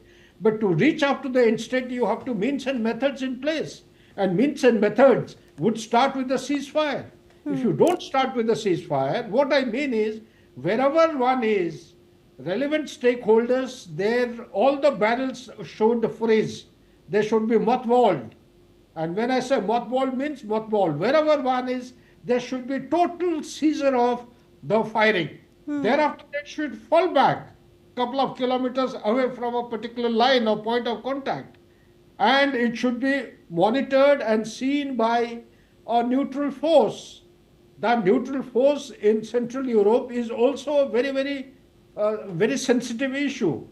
People in the Europe, they want to send their troops, boots on ground, which is not going to be neutral and not going to be accepted by Putin. So therefore, one has to go into the deeper issues. The broad parameters are okay. It is moving in a direction of peace, all right. But how do you, it should be divided into short-term, medium-term goals and long-term goals. It's not going to come to an end in just about 1 month or 2 months or 6 months. It's going to be a long drawn, it's a very long game. Donald Trump will do good to actually be practical in his wisdom and think ahead that it's not going to come to an end abruptly. It is going to, it has lasted for 4.5 years. Rather, I would say it started way back in 2014, if not earlier than that. From 2014 till now, 11 long years, the conflict in multiple forms, hybrid, irregular kind of a form has been going on. The kinetic form actually started taking shape sometime in February 2022. And that's how we are counting at 3.5 years. So therefore, hold horse, going for a long game, I'm sure, and pragmatic means I'm sure things will hold out in favor of peace. We hope so too. And the strikes for now to at least come to a halt temporarily. Talks are productive, but action clearly not. Thank you for your comment there, retired Major General Sudhakarji. Do stay on as I request your opinion on another news coming forward. For now, viewers, let's talk about the Indigo crisis that's stretched to its 6th day. The airline has cancelled at least 112 flights at the Mumbai airport and about 109 flights at the Delhi airport, causing inconvenience to thousands of passengers nationwide. In the last few days, too, we have reported hundreds of flight cancellations and delays, which seriously disrupt air traffic across India. Meanwhile, Indigo CEO Peter Elbers and COO Aistro has received show cause notices from DGCA yesterday, which demanded clear explanations from them within 24 hours on the ongoing flight disruptions. The notices also mentioned that the primary cause of the flight disturbance was that the airline had failed to secure proper arrangements in place that should have been done to smoothly implement the approved FTDL scheme for the airline. They further stressed on its significant lapses in planning, oversight and resource management. According to a formal statement given by Indigo, the airline said that they strategically operated only 700 flights on Friday so as to initiate a reboot in their system, which could allow them to start afresh yesterday with higher number of flights and better stability. It added that it operated 1,500 flights yesterday.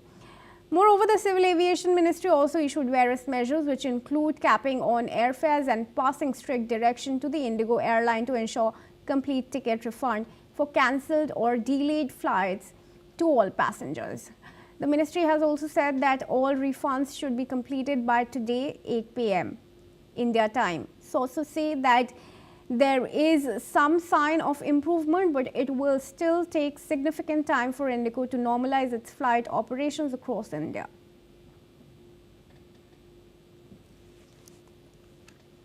And my colleague Belly Thomas will shortly join us to give us more inputs on this.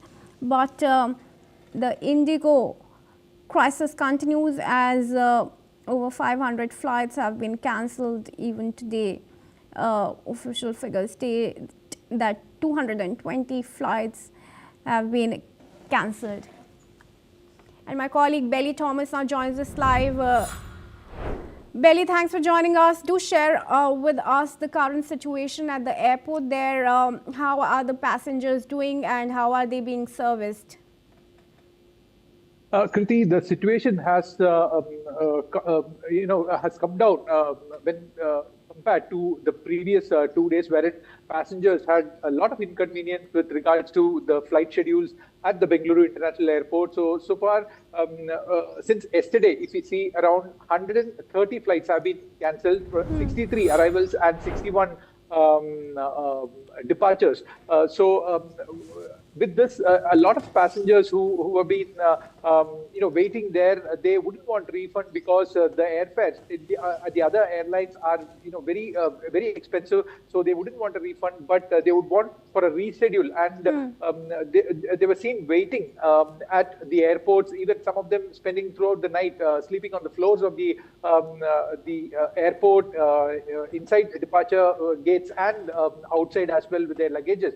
So there, besides this, there was also a lot of issues with the baggage system, where baggage collection, wherein people who had checked in had gotten their luggage stuck there, and ever since on the display, on the information display board, it would say their flights have been delayed. But after they had checked in their check-in baggages, later on, after 2-3 hours, it would say the flight is cancelled. And after that, to get back their check-in baggage so that, they can wait for one more day.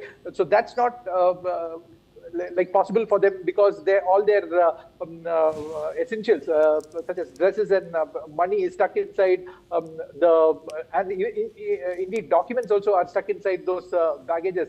And people who are arriving to the Bengaluru airport also through connecting flights also have had their baggages stuck with the airlines, who couldn't reach out to the passengers to say that. So this was a major complaint that, but since yesterday, when you compare the inconveniences, the magnitude of inconveniences or the intensity of inconveniences, it has come down to a lot today. With people are kind of, they kind of savage. They got to know that this is going to happen, and they were somehow kind of digesting all these things, and they don't have any other choice other than to just wait and until their baggages come and until their flights are scheduled according to the airlines. Decisions. Yeah. Yesterday, so Billy, there was also an update that those who had booked and were not able to take the flights would be refunded. If you've been able to speak to any of the passengers there, have they shared any information on that regard? If the refunds have actually been processed? Because I'm sure that's going to be a key concern to all the passengers who've booked their flights and have had them cancelled. Kriti, I spoke to a lot of passengers there at the airport, wherein a majority of them said that they wouldn't go for a refund because the refund it was not a full refund. Some of them claimed that, the company has offered us to say, give the full refund along with coupons, which were gift coupons. But a lot of them said, you shouldn't be believing these words at this point of time. And that was the scenario. It was utter chaos and confusion out there when the airlines were sending message that your total ticket amount would be refunded. But majority of the passengers whom I spoke to were interested in actually rescheduling the flights because they were either for a pleasure trip or kind of a scheduled visit, not emergency. A few passengers whom I met who were in emergency were like people who were who had their exams, MBA entrance examinations going on in other states, and people who were rushing for funerals. And there was also one wedding party from Hubli whom the bride's entire family and all the relatives were stuck at the airport, and the groom had to conduct the wedding in an online ceremony. Right. And so that was the kind of situation what we saw in Bengaluru. And there was one passenger who was carrying her dad's ashes to Haridwar for the final rites, and she couldn't. Her flight also was cancelled, and she was kind of waiting for the available next flight, which the airlines were trying to schedule for them. And there were a lot of group of passengers who had come for a pleasure visit, who were headed to Langkawi in Rajasthan. They had come from Delhi all the way to Bengaluru, and after sightseeing in Bengaluru, they were going back to Jaipur, where this kind of issue started at that point. And all these people, there were hundreds of them, all of them, 50 couples, if I have to be precise. And these people were kind of helped by the airlines, that they were ferried in a bus which was funded by the airlines, and they were put in a hotel. But these passengers, when we spoke to, they said that they were not sure as to how the facilities at the hotel would be, or they were unsure or uncertain about when their next flight would be. So the entire holiday would be memorable, but in a different way, in a negative way, is what they told us, Kriti. Belly, it's not just the pilots. I spoke to a couple of them who said, of course, they are fatigued, but also their cab drivers who are apparently on 24-hour duties. So they are also fatigued, and that's also causing a lot of disruption. I'll have that discussion on another day. I'm running short on time, but thank you for giving that update from Bengaluru, from across India. And for now, viewers, we are going to shift our focus in Brooklyn. Hundreds of people are showing up for an anti-ICE training session as fears grow over possible immigration raids in New York. The event was organized by the Hands Off New York Coalition, which urged people to record every ICE encounter to keep agents accountable. Participants say that the training made them feel empowered, with some calling recent viral videos of ICE operations basically kidnappings. Many attendees say that they just want to protect their neighbors and their city. Organizers told the crowd that documenting raids, forming groups, and showing up in numbers can make a real difference. According to them, the goal is to channel fear and anger into community action and stand together if raids increase. Listen in. I would like to be able to support my community. I love living in New York. I would like to continue to live in New York. I can't imagine living anywhere else. So I need to protect it. We'll see. We'll see. I haven't blown a whistle in a very long time, since like gym class in high school. So I have this one. I have one for my roommate back at home. And I think here in the city, even though a lot of us agree, a lot of us aren't sure how to act yet. It's really important to me because I feel like we can do it. And I feel like it's going to take all of us. And I would rather funnel my fear and anger and sadness into building something joyful and hopeful and building a city and a country that we've never even dreamed of before. And I now request retired Major General Sudhakarji to join us back into the discussion here. Sudhakarji, now of course anti-ICE training packed in New York amid fears of clashes with the police, and interestingly there were reports of clashes and chaos erupting in Chinatown, in Manhattan. In London also there are protests over the embassy building of China, that's because of fears of surveillance and espionage. Do you think these two incidents are they a coincidence, or is it something largely planned? Kriti, thank you for getting me back to take my views on your show. It's a very important thing that you are raising, because my personal take is it is premeditated. There is a big thing, there is a bigger event than what we have seen. A bigger event, we need to understand. If you have time, just I'll make very quick reflections. Let our viewers understand what is ICE, when did it start, why is it picking up momentum now. You see, these are the moot questions. I keep taking classes for PhD students, for IIT, my Army War College and other. You see, the basics are not clear. People have to understand the ICE, although you have covered in your question and preamble. You see, this is all related to the homeland security. Today, the US is feeling insecure because there are illegal immigrations which have taken place for past several years. Donald Trump, particularly in the first term, in 2018, he actually gravitated his center of gravity towards many issues, but one of the issues was this. He came down very heavily against the immigration, and thus the Immigration and Customs Enforcement, in short it is called an ICE. It came into prominence. It was always a prominent kind of an organ, but it assumed a prominent profile after Donald Trump in 2018 started prioritizing as per his election campaign to come down against the illegal immigration heavily. And then it picked up momentum gradually. In his second term, he's come down very heavily in 2025, and there are groups like Rise and Resist. Rise and Resist is a group which is actually showcasing or demonstrating its resistance against the ICE activities by the government. Why is this resistance? This has to be because their demand basically, like they had demonstrated, if you recall, Kriti, in Statue of Liberty area, they had demonstrated, like you said, in Manhattan, it is spilled over to London. Gradually, it is spreading all over the world. But the basic message they are saying that they're demanding for the abolition and the human immigration policies, which is separating people from the families. This is the crucial issue.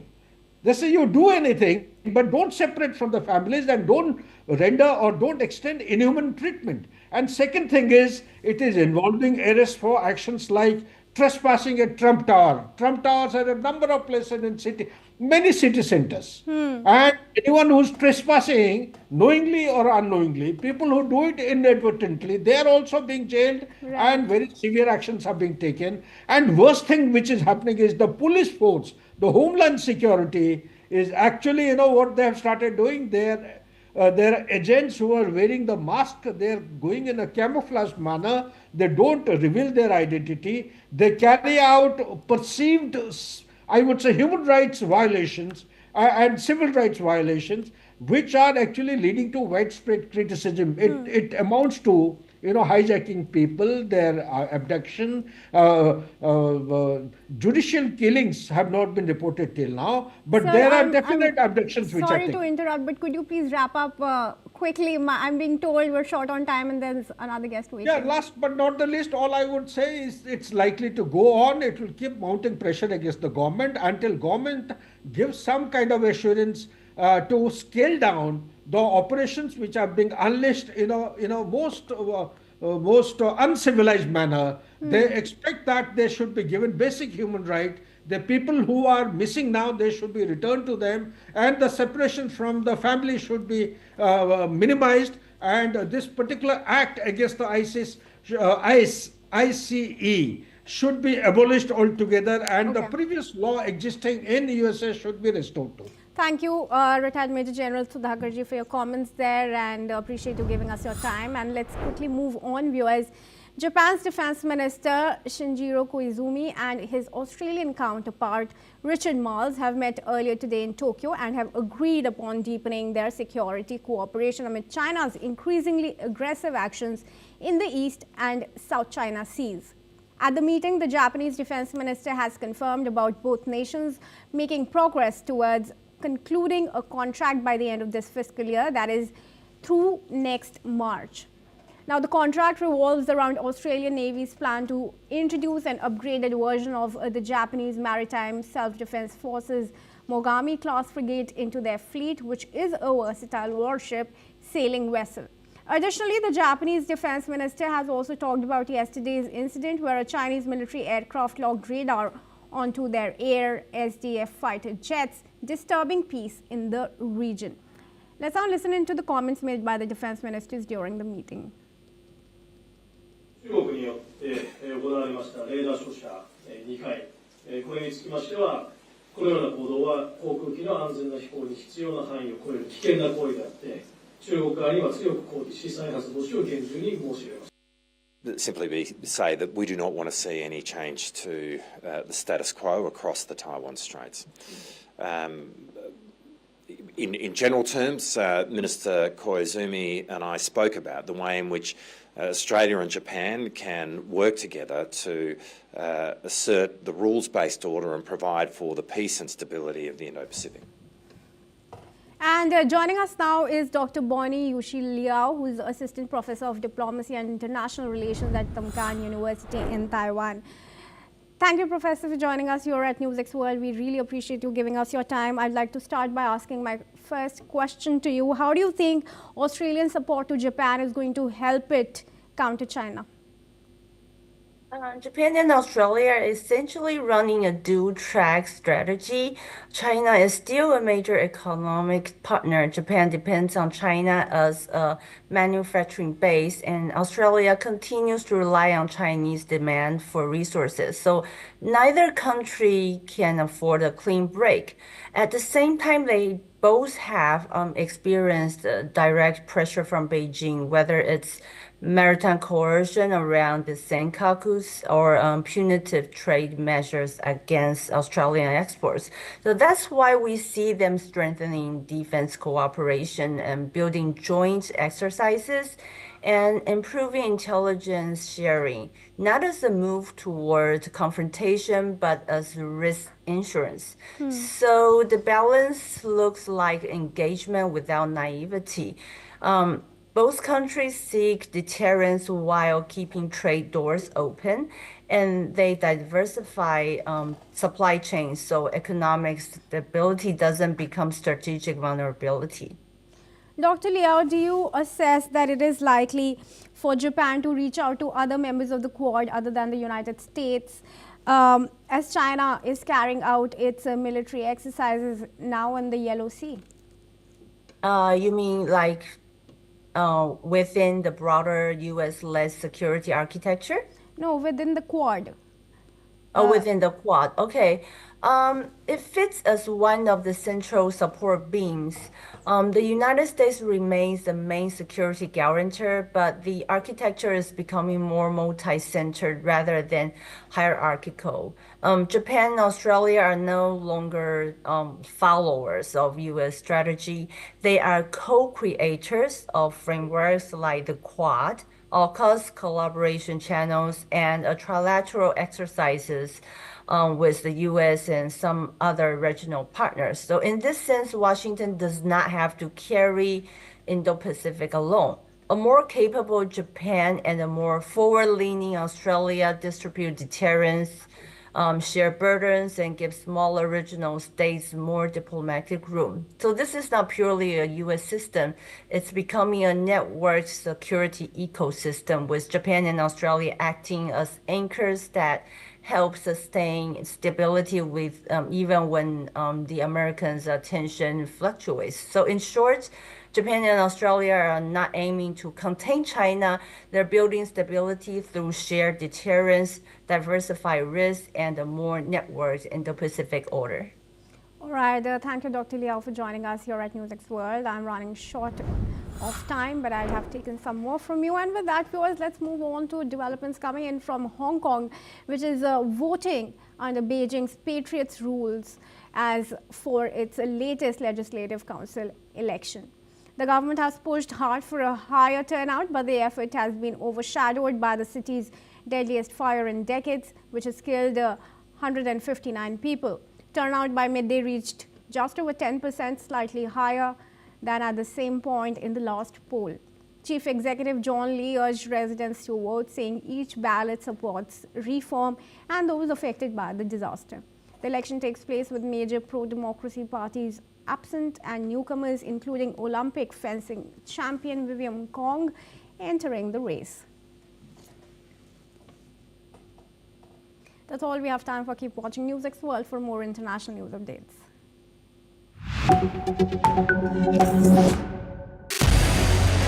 What we can do as the Interparliamentary Union to strengthen democracy, to promote human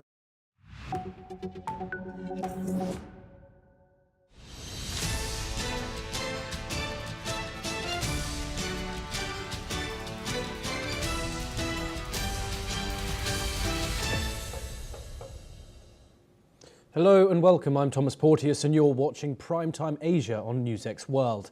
Let's take a look at some of the top headlines this hour. India's aviation watchdog threatens regulatory action against Indigo after thousands of flight cancellations left passengers stranded for days. The government has moved to cap surging airfares as the airline blames a pilot shortage caused by poor planning for new work hour rules. Hong Kong holds its second legislative election since Beijing's 2021 overhaul, with turnout under scrutiny after a blaze that killed at least 159 people. Early figures show low participation as anger over government accountability lingers. Indian authorities order an inquiry after a nightclub fire in Goa's Aurora village kills 25 people and injures 6. The chief minister says compensation will be given to victims as officials work to determine the cause and the responsibility.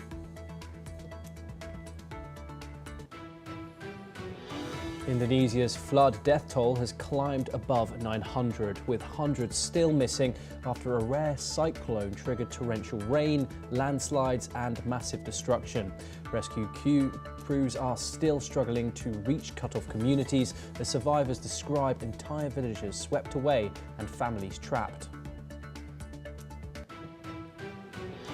Japan says Chinese fighter jets locked radar on its military aircraft near Okinawa in 2 dangerous incidents, prompting a formal protest to Beijing.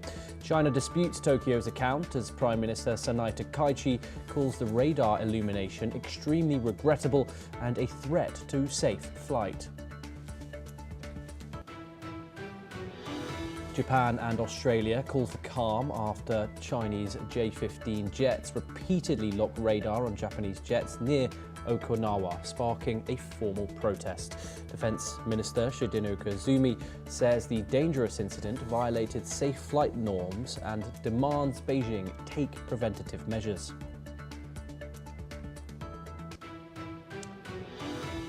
Germany's Foreign Minister Johann Wadephul is set to visit China on December the 8th.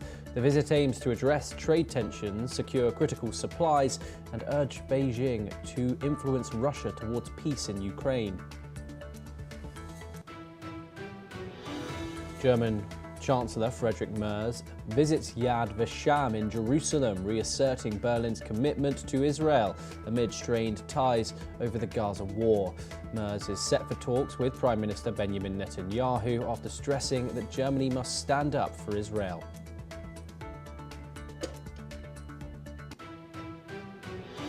We start this hour in the Indian subcontinent, and the Indigo crisis has stretched into its 6th day. The airline has reportedly cancelled a total of 650 flights today, which includes around 115 flights cancelled at the Hyderabad airport, 112 in Mumbai, 109 in Delhi, 38 in Chennai, and 11 in Amritsar. Since Tuesday, the Indigo airline has cancelled more than 2,000 flights, causing major disruptions to air traffic across India and leaving hundreds of passengers stranded at the airports. As per the latest statement issued by the airline, it is developing, quote, sustained improvements throughout their network and expects for its operations to get stabilised by December the 10th. Now, the Civil Aviation Ministry intervened in the ongoing crisis yesterday and asked the airline to clear refunds for all cancelled and delayed flights to its passengers. It also gave a stipulated timeline for the issuing of refunds, and that is till today, 8 p.m. IST.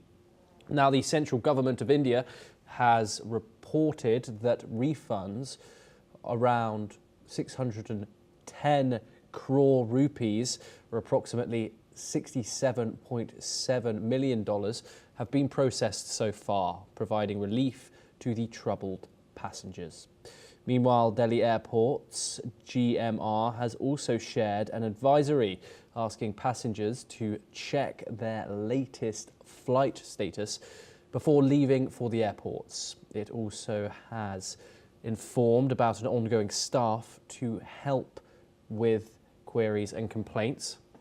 Moreover, public transport options to and from the airport, including metros, buses and cabs, have also been arranged for public convenience. Joining us now is Vandana Singh. She is an aviation expert. She joins us live from New Delhi. Vandana, thank you very much for joining us here on NewsX World. It's a pleasure to have you. What exactly went wrong here, Vandana? Of course, this has stretched into its 6th day now, but what was the root cause? For having me on your show, it's always an honor. And I've been talking this from day 2, of course, today's Sunday, which is day 7, what we call in our industry. The root cause is known to all. It is sheer, I would say, abuse of dominance, if I can say that. The Indigo has 62% market share, and the compliance to the FTTL norms, which was not met with. They had about 2 years of time. In fact, all airlines had about 2 years of time to really have their act in order. When it came to really ensuring that the duty time limitations are followed and adhered to. Phase 1 started in July. Phase 2 was implemented on November 1st. So all the carriers are very well aware that this was coming in. And this is not something that came out of the blue. In this case, it's clear that they wanted an extension, and they clearly twisted the government by holding the people ransom. I would put it very, very bluntly. Chaos in the skies that we are witnessed throughout this week, and the chaos will only settle down, in my view, by about 15th, because the entire backlog has to be cleared. The entire, passengers who are stranded, that has to be first cleared, and then, of course, the people who were already booked. So it's kind of a ripple effect. And rightfully, the government, the Directorate General of Civil Aviation in this case, has given a show cause notice to Indigo to really come up with their explanations within 24 hours of receiving it, failing which investigation can lead to even a criminal inquiry or judicial probe. So we are at that stage right now when a particular airline who has a big share, dominating share in the market, really behaves like a spoiled child and refuses to do its own homework. They had no pilots. There was a hiring, what shall I say, a freeze on hiring of pilots. And why did they not have their pilots in place? Winter season right now, with additional 6% flights, 821 flights added since October 26th.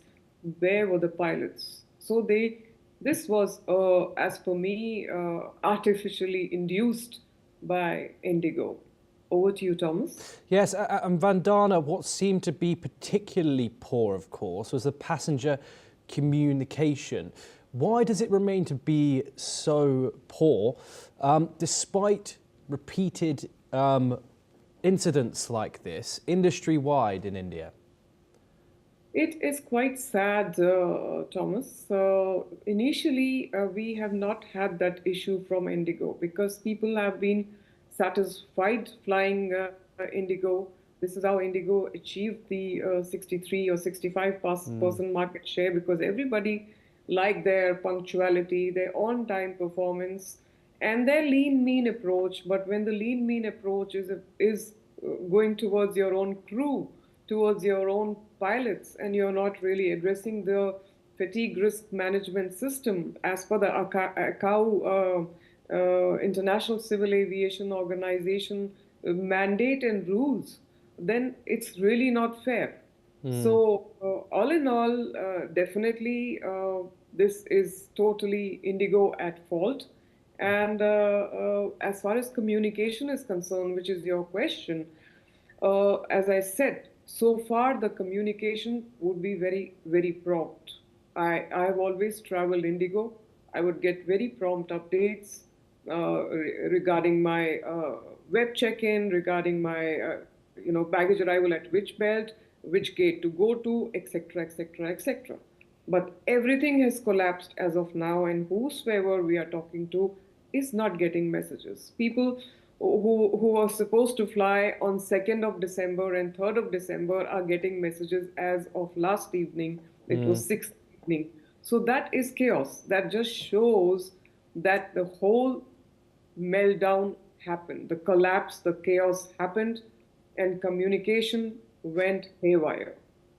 And as I said, this wasn't the case with Indigo before, but it is a sorry state of affairs, and they have to get their act in order. Otherwise, they stand to face the courts of India, and they will have to pay heavy penalties, not just to the public who has been totally harassed, if I can say that, but also they owe it to the country for the mess that they have created. Over to you, Thomas. Vandana Singh, thank you very much for joining us. It's always a pleasure to talk to you here on the programme. We now move on, but stay in India. And a devastating fire at a nightclub in Goa has killed 25 people, and authorities have now launched a full probe into the tragedy. The blaze broke out just after midnight at the Birch nightclub in Arpora village in the North Goan region, triggering panic as people rushed to escape. Chief Minister Pramod Sawant confirmed that several victims died from suffocation while others suffered severe burn injuries. He called the incident a very painful day for Goa and announced a magisterial inquiry to identify the cause and fix responsibility. Sawant also said the nightclub operated without proper permissions, a failure that may have contributed to the tragedy. Indian Prime Minister Narendra Modi also spoke to the Chief Minister and expressed condolences to the families. The Prime Minister's office announced compensation for the victims and the injured. Rescue teams worked through the night to control the blaze and recover bodies. Officials suspect a cylinder blast as investigators examine the site. We will, of course, bring you all updates here on NewsX World as we get the information from that situation. We now move on. Japan is accusing China of 2 dangerous mid-air confrontations near Okinawa. Tokyo says Chinese fighter jets aimed their radar at Japanese military aircraft, a move Prime Minister Sanai Takaichi called extremely regrettable and potentially threatening. However, China denies the claim, saying Japanese planes disrupted its carrier-based drills near the Miyako Strait. The incidents come as tensions between the two countries spike over Taiwan. Tokyo has warned it could respond if a Taiwan crisis threatens Japan's security. Meanwhile, Australia has also backed Japan, calling China's actions deeply concerning. China has also increased its military activity across East Asian waters, deploying more than 100 naval and coastguard vessels in recent days. Taiwan says the surge in drills amounts to harassment and psychological pressure, adding to rising instability in the region. Joining us now is Major General R. Sudhakar-ji. He's an international relations and defence expert. He joins us live from New Delhi, and also joining us is Dr. Asta Chadha. She is an associate professor of international relations at Ritsumeikan University, located in Kyoto in Japan. Thank you very much, both of you, for joining us here on NewsX World. I want to start with Major General G first. Of course, Sanai Takaichi used the exact same language when it came to her previous comments about Taiwan. She called this incident extremely regrettable, the same words that she used about possible military action in Taiwan for Japan. What are your thoughts on this current situation, Major General G, and how it might escalate? Good evening, Thomas. Thank you for getting me for your show, and my best wishes to my co-panelists, distinguished co-panelists. As regards the question, it's my take on the whole issue is that there is a huge potential for flare-up. Perhaps the situation has become so volatile, it was as if waiting for a little trigger. Therefore, there is a requirement to exercise restraint. Unfortunately, the focus and attention of the world order has not gravitated to South China Sea, and the media also has not been playing its role. It's whenever it is showcased or brought anything to the notice of the people of the planet, it has been merely a Chinese vessel ramming into a vessel of Philippines, and that's all. Now, this particular incident, it reminds me the huge volatility and the sensitivity that lies dormant or lingering since ages between Japan and China. Particularly, if you take your mind back, in 2010, there was a vessel of China which rammed into another vessel of Japan near Sikanko Island, if I respect my memory, Diao Island. And the captain of the ship was apprehended. He was subjected to judicial trial. And China, as expected for the first time, and came out with total vindictiveness and weaponized the supply of rare earth element. I recall that was the turning point, that a politicization of rare earth element turning into weaponization, that was on the sea.